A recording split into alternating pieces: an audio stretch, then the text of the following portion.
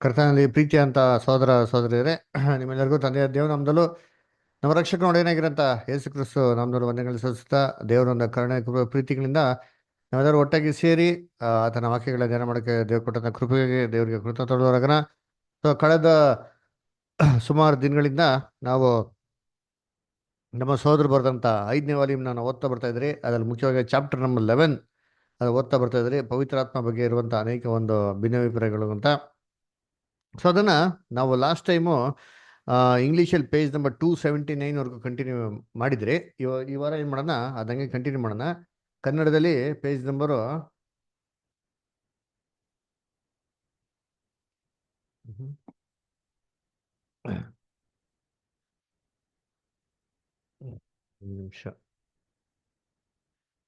174, ಇಂಗ್ಲೀಷಲ್ಲಿ 279, ಕನ್ನಡದಲ್ಲಿ 174. ಸೊ ಯಾರ್ಯಾರ ಸಹೋದರಿಗಳೆಲ್ಲ ಓದ್ತೀರಾ ದಯವಿಟ್ಟು ಕೈಗಳೆತ್ತಿ. ಆಮೇಲೆ ಯಾರ ಹತ್ರ ಬುಕ್ ಇಲ್ಲ ಅಂತಂದರೆ ನೀವು ದಯವಿಟ್ಟು ಕೇಳ್ಕೊಂಡ್ರೆ ಆ ಬುಕ್ಸ್ಗಳನ್ನ ನಿಮಗೆ ತಲುಪಿಸೋದಕ್ಕೆ ನಾವು ಪ್ರಯತ್ನ ಮಾಡ್ತೀರಿ. ಯಾರ ಹತ್ರ ಬುಕ್ ಇಲ್ಲ ಅಂತ ಹೇಳಂಗಿಲ್ಲ, ಎಲ್ಲರ ಹತ್ರನೂ ನಾವು ಬುಕ್ಸ್ಗಳು ಇವಾಗ ಅದನ್ನ ತಲುಪಿಸೋದಕ್ಕೆ ಪ್ರಯತ್ನ ಮಾಡಿದಿರಿ. ಎಲ್ಲರ ಹತ್ರ ಡೆಫಿನೆಟಾಗಿ ಬುಕ್ ಇದ್ದೇ ಇರಬೇಕು. ಹಂಗೇನೋ ಇಲ್ದಿರೋಂಥ ಪಕ್ಷದಲ್ಲಿ ಏನಿತ್ತು ಅಂತಂದರೆ ದಯವಿಟ್ಟು ನೀವು ನಮ್ಗೆ ಇನ್ಫಾರ್ಮೇಷನ್ ಕೊಟ್ಟರೆ ಅದು ಖಂಡಿತವಾಗ ಆ ಬುಕ್ಕು ನಿಮಗೆ ತಲುಪಿಸೋದಕ್ಕೆ ನಾವು ಪ್ರಯತ್ನ ಮಾಡ್ತೀವಿ. ಓಕೆನಾ? ಸರಿ, ಓಕೆ.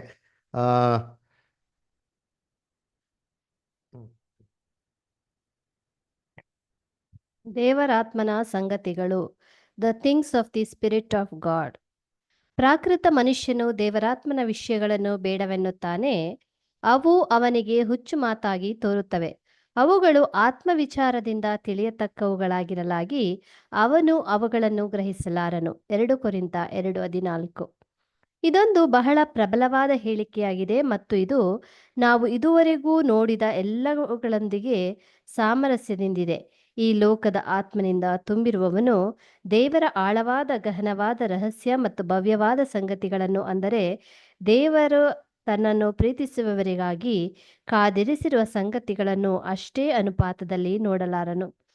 ದೇವರು ಮುತ್ತುಗಳು ಎಂದು ಹೇಳುವ ಈ ಗಹನವಾದ ಸಂಗತಿಗಳು ಹಂದಿಗಳಿಗಾಗಿ, ಈ ಲೋಕದ ಆತ್ಮನನ್ನು ಪೂರ್ಣವಾಗಿ ಹೊಂದಿರುವ ಸ್ವಾರ್ಥಿಗಳಿಗಾಗಿ ಅಲ್ಲ, ಆದರೆ ದೇವರ ವಾಕ್ಯೋಪದೇಶಗಳ ಜಲಸ್ನಾನ ಮಾಡಿ ಶುದ್ಧರಾದವರಿಗೆ, ಆತನ ಅಮೂಲ್ಯವಾದ ರಕ್ತದ ಮೇಲಿಟ್ಟ ನಂಬಿಕೆಯ ಮೂಲಕ ಕರ್ತನ ಬಳಿಗೆ ಬಂದು ಪವಿತ್ರತೆ ಹೊಂದಿದವರಿಗೆ, ಕರ್ತನಿಗೆ ಪೂರ್ಣ ಪ್ರತಿಷ್ಠೆಗೊಂಡವರಿಗೆ ಮಾತ್ರ. ಇವರುಗಳಿಗೆ ದೇವರು ತನ್ನ ಅಗಾಧವಾದ ಸಂಗತಿಗಳನ್ನು ಬಹಿರಂಗಗೊಳಿಸಲು ಸಂತೋಷಿಸುತ್ತಾನೆ. ಹೌದು, ಆತನ ಕೃಪೆಯ ಎಲ್ಲ ಶ್ರೀಮಂತಿಕೆಗಳು ಹಂತ ಹಂತವಾಗಿ ಸತ್ಯದ ವಿವಿಧ ಸಂಗತಿಗಳ ಹೊತ್ತಿನ ಆಹಾರವಾಗಿ ಬಿಡುತ್ತದೆ. Thank you.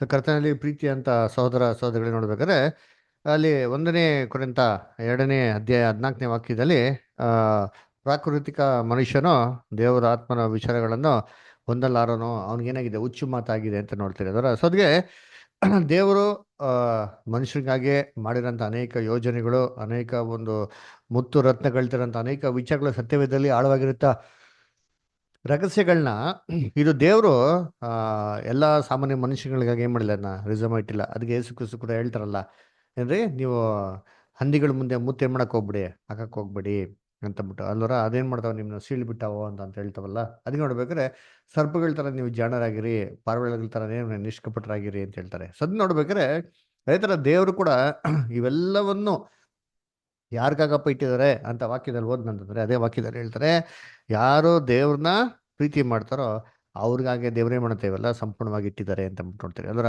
ಯಾರು ದೇವ್ರನ್ನ ಪ್ರೀತಿ ಮಾಡೋದು, ತನ್ನ ಮಗನಾಗಿರೋಂಥ ಯೇಸು ಕ್ರಿಸ್ತ ಅಮೂಲ್ಯವಂತ ರಕ್ತದಿಂದ ನಂಬಿ ದೇವ್ರಿಗಾಗಿ ಸಂಪೂರ್ಣವಾಗಿ ಹಿಂದೆ ಮುಂದೆ ಏನೋ ಕಂಡೀಷನ್ಸ್ ಇಲ್ದಿರ 100% ಕಾನ್ಸಿಕ್ರೇಷನ್ ಮಾಡ್ಕೊಂತಾರೆ ನಿಂತೀನಿ.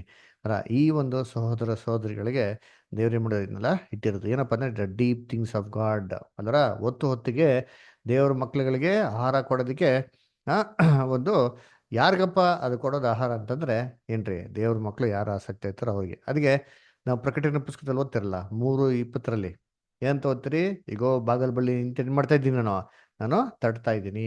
ಅದರ ಯಾರು ತೆರಿತಾರೋ ನಾನೇನು ಮಾಡ್ತೀನಿ, ಅವ್ರ ಸಂಗಡ ಬಂದು ಭೋಜನ ಮಾಡ್ತೀನಿ ಅಂತ ನಾವೇನು ಮಾಡ್ತೀವಿ ವಾಕ್ಯ ನೋಡ್ತೀರಿ. ಅದರ ಸದ್ಯ ನೋಡ್ಬೇಕಾದ್ರೆ ಯೇಸು ಕ್ರಿಸ್ತನು ಇವಾಗ ಎರಡನೇ ಬರೀಕೆ ಬಂದ್ಬಿಟ್ಟು ಇಂಥ ದೇವ್ರ ಮಕ್ಳಿಗೇನೆ ಹೃದಯದ ಒಂದು ಬಾಗಿಲಲ್ಲಿ ಏನ್ ಮಾಡ್ತಾರೆ ನಿಂತು ತಡ್ತಾ ಇರೋದು ಯಾವ್ದ್ರ ಮುಖಾಂತರ, ಅನೇಕ ಒಂದು ಪ್ರಶ್ನೆಗಳ ಮುಖಾಂತರ, ಅನೇಕ ಒಂದು ಏನ್ರಿ ಸಂದೇಹಗಳ ಮುಖಾಂತರ ಅವ್ರೇನ್ ಮಾಡ್ತಾರೆ, ತಟ್ಟಬಿಟ್ಟು ಯಾರು ತೆರಿತಾರೋ, ಯಾರಿಗ ಆಸಕ್ತಿ ಇದೆಯೋ, ಯಾರಿಗ ಇಂಟ್ರೆಸ್ಟ್ ಇದೆಯೋ ಅವ್ರಿಗೆ ಏನ್ ಮಾಡ್ತಾರೆ ಅಂತಂದ್ರೆ ಈ ಆಹಾರನ ಏನ್ ಮಾಡ್ತಿದ್ದಾರೆ, ಕೊಡ್ತಾ ಇದಾರೆ ಅಲ್ವರ. ಇವಾಗ ಖಂಡಿತವಾಗೂ ನಮ್ಮ ರಕ್ಷಕನಂತ ಯೇಸು ಕ್ರಿಸ್ತು ಅವರ ಆಹಾರ ಏನೋ ಸಿದ್ಧ ಮಾಡಿದ್ರೆ ಸಾಧಾರಣವಾಗಿ ಏನ್ ಮಾಡಕ್ ಹೋಗಲ್ಲ, ಸಿದ್ಧ ಮಾಡಕ್ ಹೋಗಲ್ಲ ಅಲ್ವರ. ಇವತ್ತು ನಾವ್ ಯಾರೋ ಒಬ್ರಿಗೆ ಅಡುಗೆ ಮಾಡ್ಕೊಡ್ತೀರಿ ಅಂತಂದ್ರೆ ಹಿಂಗೆ ಅಡುಗೆ ಮಾಡ್ಕೊಡ್ತೀರಿ, ಸುಮ್ಮನೆ ಏನೋ ಮನೇಲಿ ಸಾಧಾರಣವಾಗಿ ನಾವು ಮಾಡೋಂಥದ್ದು ಮಾಡ್ತೀರಾ ಅಂತಾರೆ. ನಮ್ಮ ಗೆಸ್ಟ್ಗಳಿಗೆ ಏನು ಮಾಡ್ತೀರಿ, ತುಂಬ ಫೇವ್ರೇಟ್ ಆಗಿರೋದು, ತುಂಬ ಚೆನ್ನಾಗಿರೋದು ಏನು ಮಾಡ್ತೀನಿ, ಮಾಡ್ಕೊಡ್ತೀರಲ್ವ.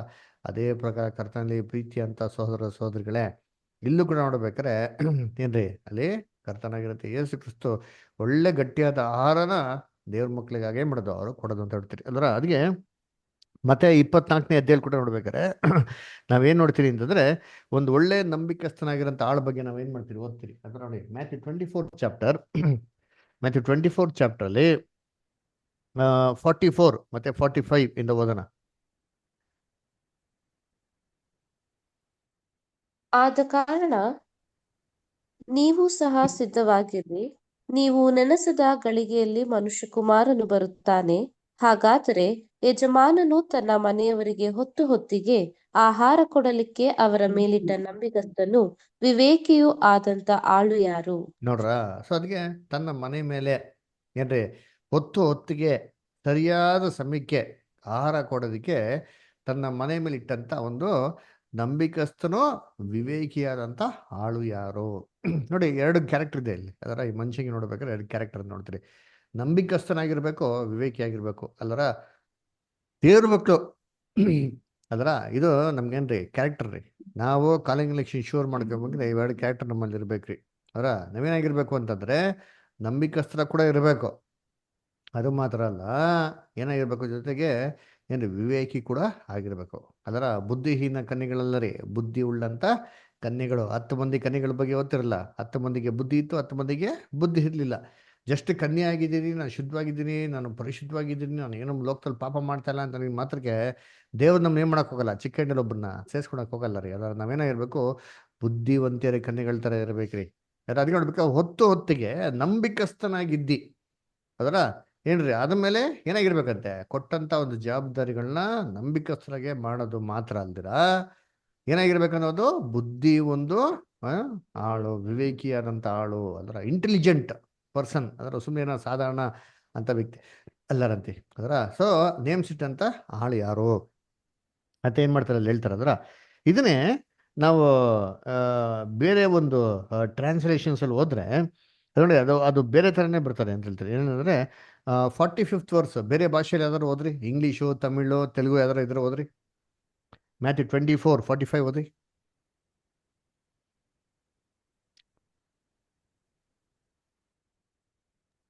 ಮ್ಯಾಥ್ಯೂ 24:45 ಇಂಗ್ಲೀಷ್, ತಮಿಳ್ ಯಾರ ಹತ್ರ ಇಲ್ವಾ?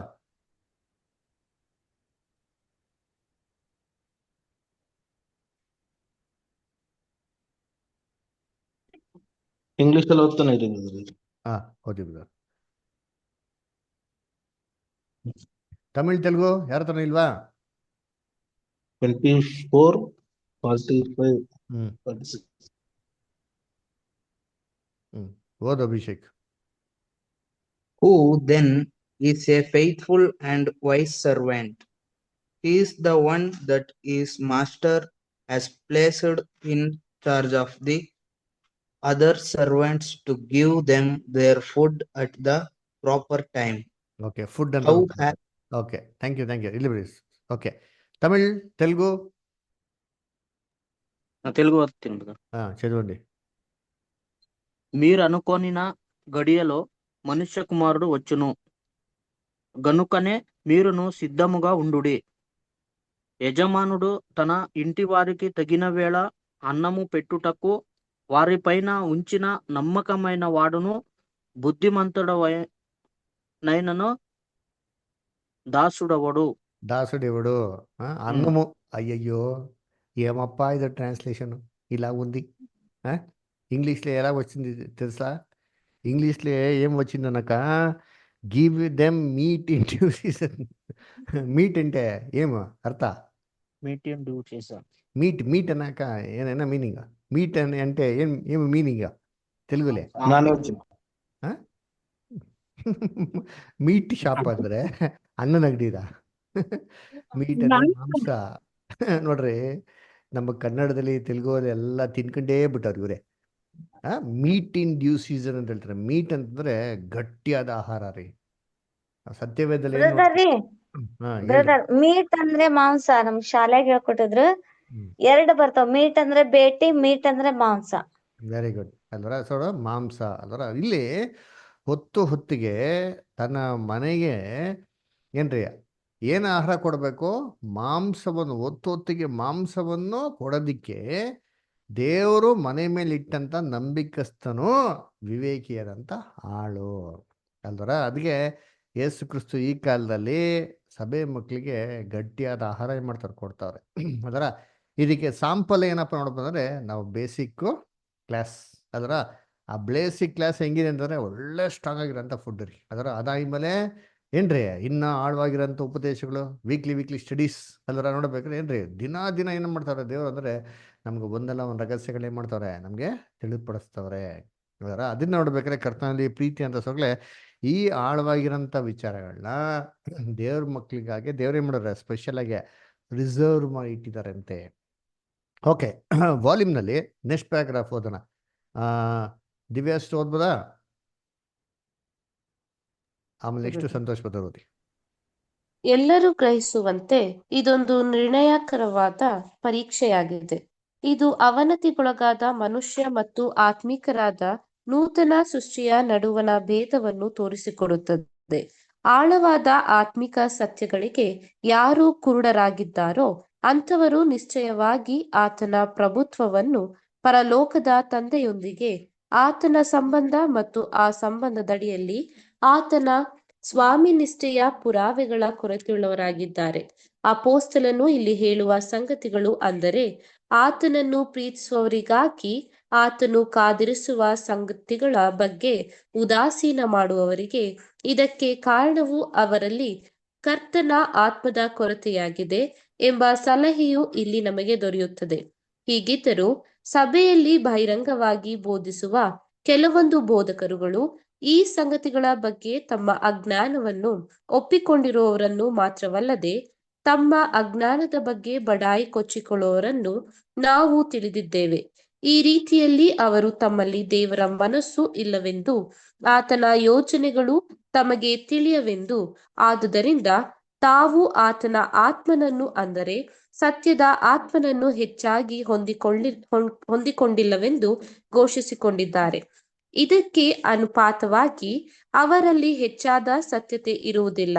ಇಲ್ಲಿ ನೀಡಿರುವ ಪರೀಕ್ಷೆಯು ಆತನ ಆತ್ಮನನ್ನು ಹೊಂದಿಕೊಂಡಿರುವ ಬಗ್ಗೆ ಮತ್ತು ಈ ಲೋಕದಿಂದ ಮರೆಯಾಗಿರುವ ದೇವರ ಸಂಗತಿಗಳನ್ನು ತಿಳಿದು ಅವುಗಳನ್ನು ಮೆಚ್ಚಿಕೊಳ್ಳುವ ನಮ್ಮ ಸಾಮರ್ಥ್ಯದ ಬಗ್ಗೆ.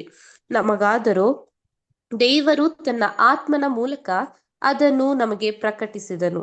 1 ಕೊರಿಂಥ 2:10. Thank you brother. Thank you sister. ಸದ್ಯ ನೋಡ್ಬೇಕಾದ್ರೆ ಇದು ಒಂದು ಕ್ರೂಷಿಯಲ್ ಟೆಸ್ಟ್ ಅಂತ ಹೇಳ್ತಾರೆ.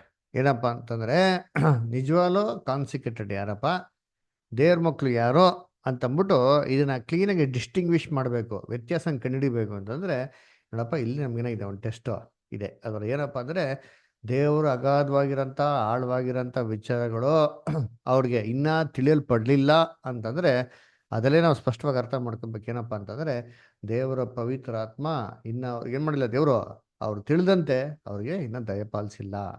ಅವರು ಏನ್ರಿ ಒಂದು ಭ್ರಮೆಯಲ್ಲಿರ್ಬೋದು, ದೇವ್ರು ನಮಗೆ ಪವಿತ್ರಾತ್ಮ ಕೊಟ್ಬಿಟ್ಟಿದ್ದಾರೆ, ನಮ್ಮಲ್ಲಿ ಈ ಥರ ರಿಯಾಕ್ಷನ್ಸ್ ಇದೆ, ಆ ಥರ ರಿಯಾಕ್ಷನ್ಸ್ ಇದೆ ಅಂತ ಅಂದ್ಬಿಟ್ಟಿದ್ರೆ ಅದೆಲ್ಲ ಒಂದು ಸಾಕ್ಷಿಗಳೆಲ್ಲ ರೀ. ನಾವು ನೂತನ ಸೃಷ್ಟಿಯಾಗಿದ್ರಿ, ದೇವರ ಪವಿತ್ರಾತ್ಮ ನಮ್ಮಲ್ಲಿ ಇದೆ ಅಂತ ಅಂದ್ಬಿಟ್ಟು ಇದೆಲ್ಲ ಸಾಕ್ಷಿಯಾಗೋದಕ್ಕೆ ಖಂಡಿತವಾಗೇನಿಲ್ಲ, ಸಾಧ್ಯನೇ ಇಲ್ಲ. ಅದಕ್ಕೆ ಏನಪ್ಪ ಅಂತಂದರೆ ಏನ್ರಿ ದೇವರು ನಮಗೆ ಸತ್ಯವಾದಂಥ ವಿಚಾರಗಳನ್ನ, ಆಳುವಂಥ ವಿಚಾರಗಳನ್ನ ಪ್ರಕಟಣೆ ಮಾಡೋಂಥದ್ದಾಗಿರಬೇಕು. Okay, next paragraph Santosh brother ಓದ್ತೀರಾ? ಓದ್ತೀನಿ ಬ್ರದರ್. ಪವಿತ್ರವಾಗಿರುವಾತನ ಒಂದು ಲೇಪನ, ಅಭ್ಯಂಜನ, an unction from the Holy One. ನೀವು ಪವಿತ್ರವಾಗಿರುವಾತನಿಂದ ಅಭಿಷೇಕವನ್ನು ಹೊಂದುವವರಾಗಿದ್ದು ಎಲ್ಲವನ್ನೂ ತಿಳಿದವರಾಗಿದ್ದೀರಿ. ಆದರೆ ಆತನಿಂದ ನೀವು ಹೊಂದಿದ ಅಭಿಷೇಕವು ನಿಮ್ಮಲ್ಲಿ ನೆಲೆಗೊಂಡಿರುವುದರಿಂದ ಯಾವನಾದರೂ ನಿಮಗೆ ಉಪದೇಶ ಮಾಡುವುದು ಅವಶ್ಯವಿಲ್ಲ. 1 ಯೋಹಾನ 2ನೇ ಅಧ್ಯಾಯ 20ನೇ ವಾಕ್ಯ ಮತ್ತು 27ನೇ ವಚನ. ಅಭ್ಯಂಜನ ಮತ್ತು ಅಭಿಷೇಕ ಎಂಬ ಪದಗಳು ಬುದ್ಧಿವಂತ ಸತ್ಯವೇದ ವಿದ್ಯಾರ್ಥಿಗಳನ್ನು ಚುರುಕುಗೊಳಿಸಿ ಹಿಂದೆ ಇಸ್ರೇಲರ ಉತ್ತರಾಧಿಕಾರಿ ಮಹಾಯಾಜಕರುಗಳನ್ನು ರಾಜರುಗಳನ್ನು ಅವರ ತಲೆಯ ಮೇಲೆ ತೈಲ ಸುರಿದು ಪ್ರತಿಷ್ಠಾಪಿಸುತ್ತಿದ್ದುದನ್ನು ನೆನಪಿಸಿಕೊಳ್ಳುವಂತೆ ಮಾಡುತ್ತದೆ. ಇಸ್ರೇಲರ ಜನರು ದೇವರ ಸತ್ಯಪರನಾದ ಇಸ್ರೇಲರ ನಮೂನೆಯಾಗಿರುವಂತೆ ಅವರ ರಾಜರುಗಳು ಯಾಜಕರು ಮಹಾಯಾಜಕನ ಸಂಕೇತದಂತಿರುವ ಕ್ರಿಸ್ತನ ನಮೂನೆಯಾಗಿದ್ದರು. ಅವರು ರಾಜರುಗಳು ಮತ್ತು ಯಾಜಕರುಗಳು ತಮ್ಮ ಹುದ್ದೆಗೆ ಪ್ರತಿಷ್ಠೆಗೊಳ್ಳುವಂತೆ ಪವಿತ್ರವಾದ ತೈಲಾಭಿಷೇಕ ಹೊಂದಿಕೊಳ್ಳುವಂತೆ ನಮ್ಮ ಕರ್ತನಾದ ಯೇಸುವು ತನ್ನ ಪ್ರತಿಷ್ಠೆಯ ಸಮಯದಲ್ಲಿ ಪವಿತ್ರಾತ್ಮನಿಂದ ಅಭಿಷೇಕ ಹೊಂದಿದನು. ಹೀಗಾಗಿ ಯೇಸುವು ಕ್ರಿಸ್ತನಾದನು, ಅಂದರೆ ದೇವರಾದ ಯೆಹೋವನಿಂದ ಅಭಿಷೇಕಿಸಲ್ಪಟ್ಟವನಾದನು. Thank you brother. ಸದ್ಗೆ ನೋಡ್ರಿ, 1ನೇ ಯೋಹಾನ 2ನೇ ಅಧ್ಯಾಯ 20 ಮತ್ತು 27ನೇ ವಾಕ್ಯದಲ್ಲಿ ಏನ್ ಹೇಳ್ತಾರೆ ಅಂದ್ರೆ, ನಮಗೆ ಮೇಲಿಂದ ಬಂದಂತ ಒಂದು ಏನಿದೆ ಅಂತೆ, ಅಭಿಷೇಕ ಇದೆ. ಅದರಿಂದ ನಮ್ಗೆಲ್ಲ ವಿಚಾರ ಏನಾಗಿದೆ ಗೊತ್ತಿದೆ. ಯಾವ ತರ ಲೆವೆಲ್ ಗೊತ್ತಿದೆ ಅಂತಂದ್ರೆ, ನಮಗೆ ಮತ್ತಾರು ಉಪದೇಶ ಮಾಡೋಂಥದ್ದು ಅವಶ್ಯಕತೆನೇ ಇಲ್ಲ ಅಂತ ಹೇಳ್ತಾರೆ. ಯಾರು ನಮಗೆ ಕಲ್ಸ್ಕೊಡೋದೇ ಅವಶ್ಯಕತೆನೇ ಇಲ್ಲ ಅಂತ ಹೇಳ್ತಾರೆ ಅಲ್ವರ. ಅದಕ್ಕೆ ಆ ಕನ್ನಡದಲ್ಲಿ ಏನ್ ಪದ ಬರ್ತಾರೆ ಅದನ್ನ ಓದೋಣ. 1ನೇ ಯೋಹಾನ 2:20 ಹೋದ್ರೆ ಯಾರಾದ್ರು? First John 2:20. ನೀವು ಪವಿತ್ರನಾಗಿರುವಾತನಿಂದ ಅಭಿಷೇಕವನ್ನು ಹೊಂದಿದವರಾಗಿದ್ದು ಎಲ್ಲರೂ ತಿಳಿದವರಾಗಿದ್ದೀರಿ. ನೋಡ್ರ, ಅಭಿಷೇಕ ಹೊಂದಿದ್ದರಿಂದ ಎಲ್ಲವೂ ತಿಳಿದವರಾಗಿದ್ದೀರಾ. ಹಂಗಾದ್ರೆ ಇಲ್ಲಿ ದೇವರ ಪವಿತ್ರಾತ್ಮ ಅಭಿಷೇಕ ಬಂದ್ರೆ ನಮ್ಗೆಲ್ಲವನ್ನೂ ಏನ್ ಮಾಡ್ತಾರೆ, ತಿಳಿಸ್ತದೆ ಅಂತ ಹೇಳ್ತಾರೆ. ಅಂದ್ರೆ ಸರಿ, ಇಲ್ಲಿ ಅಭಿಷೇಕ ಅಂತಬಿಟ್ಟು ಆ ಪದ ತಗೊಂಡ ಅಂತಂದ್ರೆ ಅದ್ರಲ್ಲಿ ಅರ್ಥ ಏನಪ್ಪ ಬರ್ತದೆ ಅಂತಂದ್ರೆ, ನಮ್ಗೆ ಫಸ್ಟ್ ಮೈಂಡಲ್ಲಿ ಒಂದು ಪಿಕ್ಚರ್ ಬಂದ್ಬಿಡ್ತಾರೆ. ಏನಪ್ಪ ಅಂದ್ರೆ, ಹಳೆ ಒಡಂಬಡಿಕೆಯಲ್ಲಿ ದೇವರು ಯಾವ ಪ್ರಕಾರ ರಾಜರುಗಳನ್ನ, ಪ್ರವಾದಿಗಳನ್ನ, ಯಾಜಕರುಗಳನ್ನ ಏನ್ ಮಾಡ್ತಾರೆ, ದೇವರು ಅಭಿಷೇಕ ಮಾಡ್ತಾ ಇದ್ರು. ಅದೇ ತರ ಒಂದು ಪಿಕ್ಚರ್ ನಮ್ಮ ಮೈಂಡ್ ಏನಾಗುತ್ತೆ ಫಸ್ಟ್ ಬಂದ್ಬಿಡ್ತಾರೆ. ಅದರ ಅಭಿಷೇಕ ತಲೆಯಿಂದ ಹಾಕ್ಬೇಕಾರೆ ಏನ್ರಿ, ಕಾಲವ್ರಿಗೆ ಏನ್ ಮಾಡ್ತಾ ಇತ್ತು, ಅಲ್ಲಿ ಹರಿದು ಬರಿತಾ ಇತ್ತು ಅಲ್ಲರ. ಇದು ಒಂದು ಪವಿತ್ರವಾಗಿರೋಂಥ ಅಭಿಷೇಕ ತೈಲ. ಇದೇ ಪ್ರಕಾರ ತಂದೆಯ ದೇವರು ತನ್ನ ಮಗನಾಗಿರೋಂಥ ಕ್ರಿಸ್ತನನ್ನ ಅಭಿಷೇಕ ಮಾಡಿದ್ರು. ಅಂದ್ರೆ ಅವ್ರದ್ದು ಒಂದು ಮುಖ್ಯವಾದ ಒಂದು ಕೆಲಸಕ್ಕೆ ಏನ್ ಮಾಡಿದ್ರು, ಅವರು ಅಪಾಯಿಂಟ್ ಮಾಡಿದ್ರು, ಅಲಾಟ್ ಮಾಡಿದ್ರು ಅಂತ ನಾವೇನ್ ಮಾಡ್ತೀವಿ ನೋಡ್ತೀರಿ ಅಲ್ದ್ರ. ಅದರಿಂದ ಏನಾಯ್ತು ಅಂದ್ರೆ, ಕ್ರಿಸ್ತನ ಏನಾದ್ರು ಅವಾಗ ಏನ್ರಿ ಅಭಿಷಕ್ತನಾದನು, ಯೇಸು ಏನಾದ್ರು ಅವಾಗ ಅಭಿಷಕ್ತನಾದನು ಅಂತ ನೋಡ್ತೀರಿ. ಅಂದ್ರೆ ಜೀಸಸ್ ಬಿಕಮ್ ಕ್ರೈಸ್ಟ್ ಅಂತ ನೋಡ್ತೀರಿ. ಅದಕ್ಕೆ ಈ ಅಭಿಷಕ್ತನು ಅಂತ ಪದಕ್ಕೆ ನಮಗೆ ಇಂಗ್ಲಿಷ್ ಬೈಬಲ್ ಯೂಸ್ ಮಾಡೋಂಥ ಒಂದು ಪದ ಯಾರಪ್ಪ ಅಂತಂದ್ರೆ ಕ್ರೈಸ್ಟ್ ಅಂತ ನೋಡ್ತೀರಿ. ಕ್ರೈಸ್ಟ್ ಅನ್ನೋ ಪದದ ಅರ್ಥ ಏನಪ್ಪ ಅಂದ್ರೆ ಅನಾಯಿಂಟೆಡ್, ಅಭಿಷಕ್ತನು ಅಂತ ಅರ್ಥ ಅದರ. ಇವಾಗ ಇದೇ ವಾರ್ತೆಯನ್ನ ದೇವರು ಸತ್ಯವೇದದಲ್ಲಿ ಯೆಶಾಯನ ಪ್ರವಾದನ ಗ್ರಂಥದಲ್ಲಿ ನಮ್ಮ ದಾನಿಯಲ್ಗೆ ಏನ್ ಮಾಡಿದ್ದಾರೆ, ಅಲ್ಲಿ ಯೂಸ್ ಮಾಡಿದ್ದಾರೆ. ಆಮೇಲೆ ಏನ್ ನೋಡ್ತೀರಿ, ಅಲ್ಲಿ ಕೂರೇಸ್ ರಾಜನ್ಗೆ ಯೂಸ್ ಮಾಡಿದ ನಾವ್ ಏನ್ ಮಾಡ್ತೀರಿ ನೋಡ್ತೀರಿ ಅಲ್ಲ, ಸೈರಸ್ ಕಿಂಗ್ ಅದರ ಮೇಧೋ ಪರ್ಷಿಯ ರಾಜನಾಗಿರೋಂಥ ಸೈರಸ್ ಕಿಂಗು ಕೂಡ ಏನ್ ಮಾಡ್ತಾರೆ, ಅದೇ ವಾರ್ತೆನ ಯೂಸ್ ಮಾಡಿ ನೋಡ್ತೀರಿ. ನನ್ನ ಅಭಿಷಕ್ತನಾಗಿರೋಂಥ ಕೂರೇಸನು ಅದರ ನನ್ನ ಇಷ್ಟಾರ್ಥವನ್ನೆಲ್ಲ ನೆರವೇರಿಸ್ತಾ ಅಂತ ಹೇಳ್ತಾರೆ. ಅಭಿಷಕ್ತನ ಏನರ್ಥ, ಅವರು ಏನ್ರಿ ಅವ್ರೊಂಥರ ಜೀಸಸ್ ಕ್ರಿಸ್ಟ್ ಆಗ್ಬಿಟ್ರ ಅಂದ್ರೆ ಇಲ್ಲ ರೀ. ಚೂಸನ್ ಒನ್, ಸೆಲೆಕ್ಟೆಡ್ ಒನ್, ಆದುಕೊಂಡಲ್ಪಟ್ಟವರು, ದೇವರಿಂದ ಏನ್ರಿ ಪ್ರತಿಷ್ಠೆ ಮಾಡಲ್ಪಟ್ಟವರು ಅಂತ ಅರ್ಥ. ಅದಕ್ಕೆ ಜೀಸಸ್ ಯಾವಾಗಪ್ಪ ಕ್ರೈಸ್ಟ್ ಆಗಿದ್ದು ಅಂತ ನೋಡ್ತೀವಿ ಅಂದ್ರೆ, ಅವ್ರು ಯಾವಾಗ ಬ್ಯಾಪ್ಟಿಸಮ್ ತಗೊಂಡು ಪವಿತ್ರಾತ್ಮೆಯಿಂದ ಅಭಿಷೇಕ ಹೊಂತಾರೋ ಆವಾಗ ಯೇಸು ಏನಪ್ಪ ಆಗಿದ್ದು ಅಂತ ನೋಡ್ತೀವಿ ಅಂದ್ರೆ ಕ್ರಿಸ್ತನು ಆಗಿದ್ದು. ಅಲ್ಲಿವರೆಗೂ ಅವರು ಯೇಸುವಾಗೇ ಇದ್ರು. ಓಕೆನಾ? ಸರಿ, ನೆಕ್ಸ್ಟ್ ಪ್ಯಾರಾಗ್ರಾಫ್ ಓದೋಣ. ಆಯ್ಕೆಗೊಂಡ ಸಭೆಯು ಕರ್ತನ ಮತ್ತು ಶಿರಸ್ಸಿನ ಅಧೀನದಲ್ಲಿದ್ದನು. ರಾಜ ವಂಶಸ್ಥ ಯಾಜಕತ್ವ, ರಾಜ ಯಾಜಕರುಗಳು ಗಳ ಉಳ್ಳದ್ದಾಗಿದೆ. ಪ್ರತಿಷ್ಠೆಗೊಂಡಾತನ ಕ್ರಿಸ್ತನ ದೇಹದ ಅಂಗವಾಗಿದೆ. ನಮ್ಮ ಕರ್ತನಾದ ಯೇಸು ಯೋರ್ದಾನ್ ಹೊಳೆಯಲ್ಲಿ ದೀಕ್ಷಾಸ್ನಾನ ಹೊಂದಿಕೊಂಡಾಗ ಭೂಪರಲೋಕಗಳಲ್ಲಿರುವ ಎಲ್ಲ ಅಧಿಕಾರಗಳೊಂದಿಗೆ ಇಳಿದು ಬಂದ ಪ್ರತಿಷ್ಠೆ ಪಡಿಸುವ ಆತ್ಮನಿಂದ ಆತನು ಸತ್ತು ಪುನರುತ್ಥಾನ ಹೊಂದಿದ ಮೇಲೆ ಭೂಪರಲೋಕದಲ್ಲಿರುವ ಎಲ್ಲ ಅಧಿಕಾರಿಗಳನ್ನು ಹೊಂದಿದ್ದನು. ಮತ್ತಾಯ 28:18, ಎಫೆಸ 1:19-20 ಇವುಗಳನ್ನು ನೋಡಿರಿ. ಆತನು ತನ್ನ ತಂದೆಯ ಅನುಮತಿಯೊಂದಿಗೆ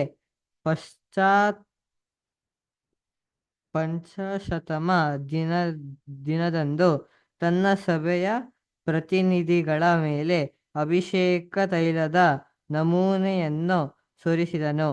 ಅಲ್ಲಿ ಪಂಚಾಶತಮ ದಿನದಲ್ಲಿನ ಸಭೆಯನ್ನು ಆಲೋಚನೆಯಲ್ಲಿಟ್ಟುಕೊಂಡು ಈ ಅಭಿಷೇಕ ತೈಲವು ಶಿರಸ್ಸಿನಿಂದ ಆತನ ದೇಹವಾದ ಸಭೆಗೆ ಹರಿದು ಬಂತು. ಇನ್ನು ಮುಂದೆ ಈ ದೇಹದಲ್ಲಿ ವಾಸಿಸುವವರು ದೇವರ ಮಾತುಗಳಲ್ಲಿ ದೇವರಿಂದಲೇ ಆಯ್ಕೆಗೊಂಡವರು, ಆತನಿಂದ ಕ್ರಿಸ್ತನಿಂದ ಪ್ರತಿಷ್ಠಿಸಲ್ಪಟ್ಟವರು. ಈ ಲೋಕವನ್ನು ಆಳುವಂತೆ ಅದನ್ನು ಆಶೀರ್ವದಿಸುವಂತೆ ದೇವರಿಂದ ಶಿಕ್ಷಿತರಾಗಿ ಆ ಪುಷ್ಟಿಗೊಳಿಸುವ ಆತ್ಮನಿಂದ ನಿರ್ದೇಶಿಸಲ್ಪಟ್ಟವರಾಗಿದ್ದಾರೆ ಎಂದು ಮಾನ್ಯ ಮಾಡಲ್ಪಡುತ್ತಾರೆ. Thank you. ಸೊ ಇಲ್ಲಿ ನೋಡ್ಬೇಕಾದ್ರೆ ಏನಪ್ಪಾ ಅಂದ್ರೆ ಕ್ರಿಸ್ತನ್ಗೆ ದೇವರೇ ಮಾಡೋರು, ಅಭಿಷೇಕ ಮಾಡಿದ್ರು. ಅದರ ಇದೇ ಪ್ರಕಾರ ಸತ್ಯವೇದದಲ್ಲಿ ಏನಪ್ಪಾ ನೋಡ್ತೀನಿ ಅಂತಂದ್ರೆ ಕ್ರಿಸ್ತನಿಗೆ ದೇಹವಾಗಿ ಅಂಗವಾಗಿರೋಂಥ ಸಭೆನೂ ಕೂಡ ದೇವ್ರು ಏನ್ ಮಾಡಿದ್ರೆ ಇದೇ ತರ ಪವಿತ್ರ ಆತ್ಮನ ಏನ್ ಮಾಡಿದ್ರೆ ಅಭಿಷೇಕ ಮಾಡೋರು ಅಂತ ನೋಡ್ತೀರಿ. ಅದರ ಯಾವ ಪ್ರಕಾರ ಯೇಸು ಕ್ರಿಸ್ತು ಯೋರ್ದನ್ ತಗೊಂಡಾಗ ಅವ್ರಿಗೆ ಪವಿತ್ರಾತ್ಮ ಇಳಿತೋ, ಸಭೆಗೂ ಕೂಡ ಏನ್ ಮಾಡಿದ್ರೆ ಪೆಂಟಿಕಾಸ್ಟ್ ಅಲ್ಲಿ ಏನ್ರೆ ಪವಿತ್ರ ಆತ್ಮನ ಏನ್ ಮಾಡ್ತಾರೆ, ಇಡೀ ಸಭೆ ಮೇಲೆ ಏನ್ ಮಾಡ್ತಾರೆ, ಸುರಿಸ್ತಾರೆ. ಅರ ಏನೋ ಇಡೀ ಸಭೆ ಇಂಡಿವಿಜುವಲ್ಸ್ಗಳ ಮೇಲಲ್ಲ, ಸಭೆ ಆಸ್ ಎ ಕಂಪ್ಲೀಟ್. ಸುವಾರ್ಥ ಯುಗದಲ್ಲಿ ಯಾರೆಲ್ಲ ಈ ಸಭೆಗೆ ಅಂಗವಾಗ್ತಾರೋ ಅವ್ರೆಲ್ಲರೂ ಏನಾಗ್ತಾರೆ, ಇದೇ ಪವಿತ್ರಾತ್ಮ ಅಭಿಷೇಕ ಏನ್ ಮಾಡ್ತಾರೆ, ಅವರು ಅಲ್ಲಿ ಪಾಲ್ಗಾರ ಆಗ್ತಾರೆ. ಅದರ ಯಾವ ಪ್ರಕಾರ ಅವರು ಅವನಿಗೆ ಅಭಿಷೇಕ ಮಾಡ್ಬೇಕಾರೆ ಅವನು ತಲೆಯಿಂದ ಎರೆದು ಹಂಗೆ ದೇಹಕ್ಕೆಲ್ಲ ಹರಿಯೋದು ನೋಡಿದ್ದೀನಿ. ಆಯ್ತಾರೆ ಕ್ರಿಸ್ತನ್ಗೆ ತಲೆಗೆ ಏನ್ ಮಾಡಿದ್ರು, ಅಭಿಷೇಕ ಮಾಡಿದ್ರು. ಅದಾಗಿದ್ದಂಥ ದೇಹದಲ್ಲಿಂತ ಎಲ್ಲ ಬಾಡಿ ಮೆಂಬರ್ಸ್ಗೆ ಏನ್ ಮಾಡ್ತಾರೆ, ದೇವ್ರ ಪವಿತ್ರಾತ್ಮ ಅಭಿಷೇಕ ಮಾಡ್ಬೇಕಾದ್ರೆ ಸೇಮ್ ಅನಾಂಟಿಗೆ ಏನ್ ಮಾಡ್ತಾರೆ, ಅಲ್ಲಿ ಇಳಿತಾರೆ. ಅದರ ಸೊ ಅದಕ್ಕೆ ಈ ಸಭೆನ ಆಯ್ಕೆ ಮಾಡೋಂಥ ಉದ್ದೇಶ ಏನು, ಈ ಸಭೆನ ಆಯ್ಕೆ ಮಾಡೋಂಥ ಉದ್ದೇಶ ಏನಂದ್ರೆ ಅವರು ಕ್ರಿಸ್ತನೊಂದಿಗೆ ಏನ್ ಮಾಡ್ಲಿ, 1000 ವರ್ಷ ಆಳ್ವಿಕೆ ಮಾಡಿ. 1000 ವರ್ಷ ಆಳ್ವಿಕೆ ಮಾಡಿ ಏನಪ್ಪಾ ಮಾಡಬೇಕು ಅಂತಂದ್ರೆ ಪಾಪದಲ್ಲಿ ಬಿದ್ದಿರೋಂಥ ಪ್ರತಿಯೊಬ್ಬ ಮನುಷ್ಯರನ್ನು ಏನ್ರಿ ಅವ್ರನ್ನ ಎತ್ತಬೇಕು. ಅದರ ಕ್ರಿಸ್ತನಿಗೆ ಏನಕ್ಕೆ ಅಭಿಷೇಕ ಮಾಡಿದ್ರು, ಬೈಬಲ್ ಹೇಳ್ತಲ್ಲ, ಏಸು ಅಂತ ಹೆಸರಿಡು ಅಂತಂದ್ರು. ಏಸು ಅಂತಂದೇನ್ರಿ, ರಕ್ಷಕ ಅಂತ ಬೈಬಲ್ ಹೆಸರು. ಕ್ರಿಸ್ತನಾಗಿ ಏನಕ್ಕೆ ಮಾಡಿದ್ರು, ಕ್ರಿಸ್ತನಾಗಿ ಏನಕ್ಕೆ ಮಾಡಿದ್ರು ಅಂದ್ರೆ ದೇವರು ಆದುಕೊಂಡಬ್ಬ ಮನುಷ್ಯನು ಅವ್ರಿಗೆ ದೇವರು ಬಲ ಕೊಟ್ಟು ಶಕ್ತಿ ಕೊಟ್ಟು ಏನ್ರಿ ಭೂಲೋಕದ ಅನೇಕ ಕೆಲಸಗಳನ್ನ ಮಾಡಕ್ಕೆ ಏನ್ ಮಾಡೋದು, ದೇವ್ರು ಅವ್ರಿಗೆ ಸಾಮರ್ಥ್ಯನ ಕೊಟ್ಟರು. ಅಂದ್ರೆ ಒಬ್ಬ ಆರ್ಡಿನರಿ ಮನುಷ್ಯನಿಗಿಂತ ಮಿಗಿಲಾಗಿ ಕ್ರಿಸ್ತನ ಅದನ್ನ ಸಾಧಿಸೇ ಮಾಡೋದು ಭೂಲೋಕ ನೋಡ್ಸೋರು. ಹೆಂಗೆ ಇದೆ ದೇವರ ಒಂದು ಶಕ್ತಿ, ಆ ಬಲದಿಂದ ಏನ್ ಮಾಡೋದು ಅಂದ್ರೆ ಭೂಲೋಕದಲ್ಲಿ ದೇವರಿಗೆ ನಂಬಿಕಸ್ತಾಗಿದ್ದು ನೋಡ್ಸಿದ್ರು. ಇವಾಗ ಇದೇ ತರ ಅವ್ರ ದೇಹದ ಅಂಗಗಳು ಅವ್ರ ಮಾರ್ಗದ ನಡಿಬೇಕು ಅಂತಂದ್ರೆ ಅವ್ರಿಗೇನ್ ಬೇಕು ಅಂದ್ರೆ ಸೇಮ್ ಏನ್ರಿ ಒಂದು ಶಕ್ತಿ ಬೇಕು. ಯಾಕಂದ್ರೆ ಅವರು ಕೂಡ ಲೋಕದಲ್ಲಿ ಇವೆಲ್ಲವನ್ನು ಜಯಿಸ್ಬೇಕು, ಆತನೊಂದಿಗೆ ಆಳ್ವಿಕೆ ಮಾಡಬೇಕು ಅಂತಂದ್ರೆ ಎಲ್ಲಾ ರೀತಿ ಟೆಸ್ಟ್ ಏನಾಗಬೇಕು, ಅವ್ರಿಗೆ ಆಗ್ಬೇಕು. ಅದರಲ್ಲಿ ಫಸ್ಟ್ ಟೆಸ್ಟ್ ಏನಪ್ಪಾ ಅಂದ್ರೆ ದೇವ್ರು ಕೊಡೋದು ಏನಪ್ಪಾ ಅಂದ್ರೆ ವಿಧೇಯತೆ. ದೇವ್ರಿಗೆ ಎಷ್ಟು ರೀತಿಯಲ್ಲಿ ವಿಧೇಯತೆ ಆಗಿರ್ತಾರೆ ನೋಡೋಣ ಅಂತಂದ್ಬಿಟ್ಟು. ಯಾವ ರೀತಿ ವಿಧೇಯತೆ, ಯಾವ ರೀತಿ ವಿಧೇಯತೆ ಅಂದ್ರೆ ನಮಗೆಲ್ಲಾ ಚೆನ್ನಾಗಿರ್ಬೇಕಾದ್ರೆ ವಿಧೇಯತೆ ಅಲ್ಲರೇ, ನಮಗೆಲ್ಲ ಆಪೋಸಿಟ್ ಆಗಿರ್ಬೇಕಾದ್ರೆ ಅವಾಗ ವಿಧೇಯತೆ ಆಗಿರ್ತಾರ ಇಲ್ವೋ ಅಂತ ಪ್ರೂಫ್. ಯಾಕೆಂದ್ರೆ ಆ ಸಂದರ್ಭಗಳಲ್ಲಿ ವಿಧೇಯತೆ ಇದ್ಬಿಟ್ಟು ಅಂತಂದ್ರೆ ಅರ್ಥ ಏನಪ್ಪಾ ಅಂದ್ರೆ ನಾಳೆ ಎಂಥ ಸನ್ನಿವೇಶ ಬರಲಿ ಅದರಲ್ಲಿ ವಿಧೇಯನಾಗಿ ಇರ್ತಾರೆ ಅಂತ ಅರ್ಥ. ಅಂದ್ರೆ ನಮ್ಗೆ ಗಾಡ್ಸ್ ಪ್ಲಾನ್ ಚೆನ್ನಾಗಿ ಗೊತ್ತು ನೋಡ್ತೀರಿ. ಇವಾಗ ನಾವೇನು ನೋಡಿದ್ರಿ, ದೇವ್ರ 6 ದಿನ ಸೃಷ್ಟಿ ಮಾಡಿದ್ರು 7 ದಿನ ರೆಸ್ಟ್ ತಗೊಂಡ್ರು. ಅದರ ಇವತ್ತು ನಾವು ವಾಸ ಮಾಡ್ತಾರೆ 7ನೇ ದಿನದಲ್ಲೇ. ಅದರ ಸರಿ, ಇದಾಗಿದ ನಂತರ ಮುಂದಕ್ಕೆ ಯುಗಗಳು ಬರ್ತಾರಲ್ಲ, ಆ ಯುಗ ನಾವು ಬೈಬಲ್ ಓದ್ಬೇಕಾದ್ರೆ ಏನ್ ಮಾಡ್ತಾರೆ, ಯುಗಾಂತರಗಳಲ್ಲಿ ಏನ್ತಾರೆ, ಇನ್ನು ಮರಣ ಇಲ್ಲ, ಇನ್ನು ಏನ್ರೆ ಘೋರ ವ್ಯಾಧಿ ಇಲ್ಲ, ನೋವಾಗ್ಲಿ, ಕಷ್ಟ ಆಗ್ಲಿ, ದುಃಖ ಆಗ್ಲಿ, ಗೋಳಾಟ ಆಗ್ಲಿ ಯಾವುದೂ ಇಲ್ಲ, ಮರಣನೇ ಇಲ್ಲ ಅಂತ ಅಂದ್ಬಿಟ್ಟು ಪ್ರಕಟಣೆ 21 ಓದ್ತೀರಿ. ಅದು ಹೇಳೋದೇನಂದ್ರೆ ಏಜಸ್ ಟು ಕಮ್, 1000 years ನಂತರ ಆಗುವಂತ ವಿಚಾರಗಳು. ಅಂದ್ರೆ ಈ ಕಷ್ಟ, ಸಂಕಟ, ಶೋಧನೆ, ಅದರ ಈ ವೇದನೆ ಇವೆಲ್ಲ ಬಂದ್ಬಿಟ್ಟು ಯಾವ ಕಾಲಕ್ಕೆ ಮಾತ್ರ ಸೀಮಿತ ಅಂದ್ರೆ ಬರೀ ಈ 6000 ವರ್ಷಕ್ಕೆ ಮಾತ್ರ ಸೀಮಿತ ರೀ. ಸಭೆ ಕಂಪ್ಲೀಟ್ ಆಗೋ ತನಕ ಮಾತ್ರ ಸೀಮಿತ. ಇದಾಗಿದ ನಂತರ ಮುಂದಕ್ಕೆ ಇನ್ಯಾವ ಯುಗದಲ್ಲೂ ಯಾವುದೇ ರೀತಿ ಕೆಟ್ಟದ್ದು ಬರೋಕ್ಕೆ ಸಾಧ್ಯತೆನೇ ಇಲ್ಲ ಅಂತ ನಮಗೆ ಸತ್ಯವೇದದಲ್ಲಿ ಆ ವಾಕ್ಯ ನಮಗೆ ಬಹು ಸ್ಪಷ್ಟವಾಗಿ ಹೇಳ್ತಾರೆ. ಅಂದ್ರೆ ನಾವು ದೇವ್ರಿಗೆ ಏನು ಪ್ರೂವ್ ಮಾಡಿ ನೋಡಿಸ್ಬೇಕು, ನಾನು ಇಂಥ ಸಿಚುವೇಶನ್ ನಂಬಿಕಸ್ಥರಾಗಿರ್ತೀನಿ ದೇವ್ರೆ ಅಂತ. ಇದೀಗ ಅವಕಾಶ ಎಷ್ಟಿದೆ ನಮಗೆ? ಇಷ್ಟೇ ಅವಕಾಶ ಇರೋದು. ಈ ಅವಕಾಶ ಹೋಗ್ಬಿಟ್ಟ ಅಂತಂದ್ರೆ ಇನ್ನು ಮುಂದಕ್ಕೆ ಬರೋಂಥ ಯುಗದಲ್ಲಿ ಇಲ್ಲ ದೇವ್ರೆ ನಾನು ಅವಾಗ ನಾನು ಫೇತ್ಫುಲ್ ಆಗಿ ಇದು ನೋಡಿಸ್ತೀನಿ, ಅವಾಗ ನನಗೆ ಡಿವೈನ್ ನೇಚರ್ ಕೊಡು ಅಂದ್ರೆ ಇಟ್ಸ್ ಪಾಸಿಬಲೇ ಅಲ್ಲ ರೀ. ಈ ಲಿಮಿಟೆಡ್ ಟೈಮಲ್ಲಿ ನಾವೇನು ಮಾಡ್ಬೇಕು? ದೇವ್ರಿಗೆ ನೋಡಿಸ್ಬೇಕು. ಈ ನೋಡ್ಸೋದಕ್ಕೆ ದೇವ್ರು ಏನು ಮಾಡ್ತಾರೆ? ಎಲ್ಲ ರೀತಿಯಲ್ಲಿ ಮಾಡ್ತಾರೆ, ಟೆಸ್ಟ್ಗಳು ಮಾಡ್ತಾರೆ, ಎಲ್ಲ ರೀತಿಯ ಆಂಗಲಲ್ಲಿ ಟೆಸ್ಟು ಅಲ್ವರ. ನಾವು ಏನ್ರಿ ಸೋಲೋಮನ್ ಕಟ್ಟೆ ಅಂತ ಆಲಯದ ಬಗ್ಗೆ ಓದ್ತಿರಲ್ಲ, ಆಲಯದಂಥ ಕಲ್ಲುಗಳು ಗಣಿಯಲ್ಲೇ ತಯಾರಾಗ್ಬಿಡ್ತಂತೆ. ಎಲ್ಲೆಲ್ಲಿ ಉಳಿ ಹೊಡಿಬೇಕು, ಎಲ್ಲೆಲ್ಲಿ ಏಟು ಹೊಡಿಬೇಕು, ಎಲ್ಲೆಲ್ಲಿ ಹೊಡೆದು ಕ್ಲೀನ್ ಚಿಪ್ ಮಾಡಬೇಕು, ಕ್ಲೀನಾಗಿ ಪಾಲಿಷ್ ಮಾಡಬೇಕು, ಎಲ್ಲ ಕರೆಕ್ಟಾಗಿ ಕ್ಲೀನಾಗಿ ಅದನ್ನ ಏನ್ರಿ ಸ್ಕ್ವೇರ್ ಆಗಿ ಮಾಡೋಂಥ ಕೆಲಸಗಳು ಎಲ್ಲ ಇಲ್ಲೇ ಆಗ್ಬಿಡ್ತೀರಿ. ಒಂದ್ಸರಿ ಆಲಯದಲ್ಲಿ ಫಿಟ್ಟಿಂಗ್ ಆಗ್ಬೇಕಾದ್ರೆ ಅಲ್ಲಿ ಏನೇ ರೀತಿ ಡಿಸ್ಟರ್ಬೆನ್ಸ್ ಇಲ್ಲ. ಅದೇ ರೀತಿ ನಮ್ಮ ಜೀವನದಲ್ಲಿ ಎಲ್ಲ ಥರ ಶೋಧನೆಗಳು ಅದರ ಯಾವ ರೀತಿ ಬರ್ತದೆ ಶೋಧನೆ? ಅಪೊಸ್ತಲ ಪೌಲ್ ಹೇಳ್ತಾರಲ್ಲ ನೋಡಿ, ಕೊರಿಂಥದಲ್ಲಿ ಹೇಳ್ತಾರಲ್ಲ ಇಲ್ಲಿ 2ನೇ ಕೊರಿಂಥ 11ನೇ ಅಧ್ಯಾಯ 2ನೇ ಕೊರಿಂಥ 11:26 ಓದಿ ನೋಡೋಣ. ಹೇಳ್ತಾರೆ ಆತನ ಸೇವೆಯಲ್ಲಿ ಎಷ್ಟೋ ಪ್ರಯಾಣಗಳನ್ನು ಮಾಡಿದೆನು. ನದಿಗಳ ಅಪಾಯಗಳು, ಕಳ್ಳರ ಅಪಾಯಗಳು, ನೋಡ್ರ ಬರೀ ಅಪಾಯ ನೋಡ್ರಿ ಅಂತೀನಿ. ಅಪಾಯಗಳು ಅಂತ ಏನ್ ಮಾಡ್ತಾರೆ ಹೇಳ್ತಾರೆ. ಅದರ ಯೋಚನೆ ಮಾಡಿ, ಅಪೊಸ್ತಲ ಪೌಲ್ನ ದೇವರಾಕಿ ಅಪಾಯಗಳಿಂದ ಕಾಪಾಡಲಿಲ್ಲ, ಕಾಪಾಡ್ಬೋಯ್ತಲ್ವಾ? ಅಪೊಸ್ತಲ ಪೌಲ್ ಏನ್ರಿ the greatest of all apostles. ಅದರ ಏನು ಅದ್ರಲ್ಲಿ ಡೌಟೇ ಇಲ್ಲ ಬಿಡ್ರಿ ಅಂತೀನಿ. ಅದರ ಪವಿತ್ರ ಆತ್ಮನ ತುಂಬಿರೋಂಥ ಅಪೊಸ್ತಲ ಪೌಲ್ ಜೀವನದಲ್ಲಿ ಅಪಾಯಗಳು, ಎಂಥ ಅಪಾಯಗಳು? ಪ್ರಯಾಣದಲ್ಲಿ ಅಪಾಯಗಳು, ಸಮುದ್ರದಲ್ಲಿ ಅಪಾಯಗಳು, ಅದರ ಕಳ್ಳರ ಅಪಾಯಗಳು. ನೋಡಿ ಕಳ್ಳ ಅಪೊಸ್ತಲ ಪೌಲ್ಗೆ ಕಳ್ಳ ಅಲ್ವರ. ಹಂಗಾರೆ ಏನ್ರಿ ದೇವ್ರ ಮಕ್ಳ ಜೀವನದಲ್ಲಿ ಇವೆಲ್ಲ ಐತೆ, ಇವೆಲ್ಲ ಆಗ್ತಾರೆ ಅಂತ, ಕಳ್ಳರುಗಳಿರ್ತಾರೆ ಅಂತ ಅರ್ಥ, ಕಳ್ತನ ಆಗ್ತವೆ ಅಂತ ಅರ್ಥ ಅಲ್ವರ. ಆಮೇಲೆ ನೆಕ್ಸ್ಟ್ ಸ್ವಂತ ಜನರಿಂದ ನೋಡ್ರ, ಅಪಾಯಗಳು. ಸ್ವಂತ ಜನರಿಂದ ಅಪಾಯ. ಏಸು ಕುಸಂಗ್ ಇರ್ಲಿಲ್ವಾ? ಏಸು ಕುಸಂಗ್ ಶತ್ರು ಯಾರಪ್ಪ? ನಾವು ಸ್ವಂತ ಮನೆಯವರೇ ಅಂತ ಅಂದ್ಬಿಟ್ರು ಅಲ್ವರ. ಏಸು ಕುಸಂಗ್ ಸ್ವಂತ ಮನೆಯಲ್ಲೇ ಮರ್ಯಾದೆ ಇಲ್ಲ, ಗೌರವ ಇಲ್ಲ. ಅದರ ಏನು ಎಲ್ಲ ಕಡೆ ಸ್ವಾರ್ಥಿಸಾದ್ರು ಅದರ, ಎಷ್ಟು ಜನನ ಸತ್ಯಕ್ಕೆ ಕರೆದ್ರು, ಸ್ವಂತ ಸಹೋದರಗಳು ಬಂದರ ಸತ್ಯಕ್ಕೆ. ಅವ್ರ ತಾಯಿ ಕೊನೆಗೆ ಏನ್ ಮಾಡ್ತಾರೆ? ಬರ್ತಾರೆ ಅದರ. ಯಾಕೋಬ್ ಅಂತ ಒಬ್ಬ ಸಹೋದ್ರು ಬರ್ತಾನೆ, ಸಹೋದರಿ ಇರ್ಲಿಲ್ವಾ? ತಂಗಿ ಅಂತ ಇರ್ಲಿಲ್ವಾ? ಅಣ್ಣನ್ ನೋಡ್ಬಿಟ್ಟು ಅಟ್ಲೀಸ್ಟ್ ಒಂದು ಮಮತೆ, ಕರುಣೆ, ಕೃಪೆ ಏನು ಬೇಡವಾ? ಒಂದು ಅಟ್ಯಾಚ್ಮೆಂಟೇ ಇಲ್ವಲ್ಲ? ಯೋಚನೆ ಮಾಡ್ರಿ, ಬಂದ್ರ ಸತ್ಯಕ್ಕೆ. ಸೊ ಏಸು ಕ್ರಿಸ್ತನ ಫಾಲ್ಟ್ ಅದು. That was a test to him ಅಲ್ವರ. ಅದೇ ತರ ನೋಡ್ಬೇಕಾರೆ ಅಪೊಸ್ತಲ ಪೌಲ್ಗನ್ರಿ ಸ್ವಂತ ಜನರಿಂದ. ಅದರ ಅಪೊಸ್ತಲ ಪೌಲ್ಗೆ ಅಮ್ಮ ಅಪ್ಪ ಯಾರು ಇರ್ಲಿಲ್ವಾ? ಎಲ್ಲ ಇದ್ರು ನೋಡಿರ್ತೀನಿ, ಫುಲ್ ಫ್ಯಾಮಿಲಿ ಇತ್ತು ಅದರ. ಆ ಫ್ಯಾಮಿಲಿ ಏನಾಗಿರ್ತಾರೆ? ಶೋಧನೆಗಳು ಬಂದಿರ್ತಾರ ಇಲ್ವಾ? ಡೆಫಿನೆಟ್ ಆಗಿ ಬಂದಿರ್ತಾರೆ ನೋಡಿರ್ತೀನಿ. ಅಪೊಸ್ತಲ ಪೌಲ್ ಯಾವ್ದು ಮುಖ್ಯತ್ವ ಕೊಟ್ರು ಅಲ್ಲರ? ಅವ್ರ ಸ್ವಂತ ಜನಗಳು ಏನ್ರಿ? ಇಸ್ರೇಲ್ ಜನಗಳೆಲ್ಲ ಶೋಧನೆ ಕೊಟ್ಟಿರಲ್ಲ. ಏನೋ ಹೋಗ್ಬಿಡಿದ್ಯಾ? ಅಲ್ಲ ಕಣ, ನೀನ್ ತಾನೇ ಲೆಟರ್ ತೊಗೊಂಡೋಗಿದ್ದು, ಅವ್ರು ನೋಡಿ ಕಿವ್ ನೋಡಿಕಲ್ಲ, ಏನು ನೀ ಅವ್ರ ಜೊತೆ ಸೇರ್ಕೊಂಬಿಟ್ಟಿಯಾ ಅಂತ ಏನು ಮಾಡ್ತಾರೆ? ಗೇಲಿ ಮಾಡಿತಾರ ಇಲ್ಲ? ಡೆಫಿನೆಟ್ ಆಗಿ ಮಾಡಿತಾರೆ ಅದರ. ಎಂತೆಂಥ ಲ್ಯಾಂಗ್ವೇಜ್ ಯೂಸ್ ಮಾಡಬೇಕು ಅದರೆಲ್ಲ ಅಪೊಸ್ತಲ ಪೌಲ್ ಏನ್ ಮಾಡ್ತಾರೆ? ನಿಂದನೆ ಮಾಡಿರ್ತಾರೆ ಅಲ್ಲರ. ಸ್ವಂತ ಜನರಿಂದ ಅಪಾಯ. ಆಮೇಲೆ ಅನ್ಯ ಜನರಿಂದ ಅಪಾಯಗಳು. ನೋಡ್ರ, ಅನ್ಯ ಜನರಿಂದ ಅಪಾಯಗಳು ಅಲ್ಲರ. ಅಪೊಸ್ತಲ ಪೌಲು ಎಲ್ಲೋದ್ರು ಏನ್ರಿ ಇವ್ರು ಬಂದ್ಬಿಟ್ಟು ಲೋಕನ ಅಲ್ಲೋಲ ಕಲ್ಲೋಲ ಮಾಡೋಂಥವ್ರು ಇವ್ರು. ಇವ್ನು ಸೇರ್ಸ್ಬಿಟ್ರಿ ಫಸ್ಟ್ ಅಂತಂತಂದ್ರು ಅದರ. ಅದೇ ಮಾಡೋಣ, ಒಬ್ರನ್ನ ಕಲ್ಲೋಡು ಸಾಯ್ಸಾಕಣ ಅಂತ ಏನ್ ಮಾಡೋರು? ಪ್ಲಾನ್ ಮಾಡೋರು ಅಲ್ವರ. ಒಂದ್ಸತಿ ಹೊಡೆದೇ ಬಿಡ್ತಾರೆ ನೋಡ್ರಿ ಅಂತೀನಿ. ಸತ್ತೋಗ್ಬಿಟ್ರೆ ಬಿಟ್ಟು ಹೋಗ್ಬಿಟ್ರು ಅದರ, ಬೈ ಮಿಸ್ಟೇಕ್ ಆಗಿ ಅದರ. ಇಲ್ಲ ಅಪೊಸ್ತಲ ಪೌಲ್ ಏನಾಗಬೇಕು? ಹಂಗೆ ಏಟು ಕೊಟ್ಟು ಏಟಿಗೆ ಸತ್ತೋಗ್ಬಿಡ್ಬೇಕಾಯ್ತು ಅದರ. ಎದ್ದು ನಿಂತ್ಕೊಂಡು ಹೋಗ್ತಾರೆ. ಆಮೇಲೆ ನೆಕ್ಸ್ಟ್ ಪಟ್ಟಣದಲ್ಲಿ ಅಪಾಯಗಳು. ನೋಡ್ರ, ಪಟ್ಟಣದಲ್ಲಿ ಅಪಾಯಗಳು. ನಾವು ಲಾಸ್ಟ್ ವೀಕಲ್ಲಿ ಏನಂತ ಪ್ರವಾದನೆ ಹೇಳ್ತಾರೆ? ನೀ ಪಟ್ಟಣಕ್ಕೆ ಹೋದ್ರೆ ನಿನ್ನೇನ್ ಮಾಡ್ತಾರೆ? ಬಂಧನ ಮಾಡ್ತಾರೆ, ನಿಂಗೆ ಸರಿಯಾಗಿ ಕರ್ಕೊಂಡು ಹೋಗ್ತಾರೆ, ನಿನ್ ಕೈ ಕಾಲು ಏನ್ ಮಾಡ್ತಾರೆ? ಕಟ್ಟಾಕ್ತಾರೆ. ಅಪೊಸ್ತಲ ಪೌಲ್ ಎದುರ್ಕೊಂಬಿಟ್ರ, ಅಯ್ಯೋ ಕೈ ಕಾಲು ಕಟ್ಟಾಕ್ಬಿಡ್ತಾರಪ್ಪ, ಹೋಗೋದ್ ಬೇಡ ಅಂತ ಅಂದ್ಬಿಟ್ಟು. ಇದೆಲ್ಲ ಏನಕ್ಕೆ ಬರ್ಬೇಕು?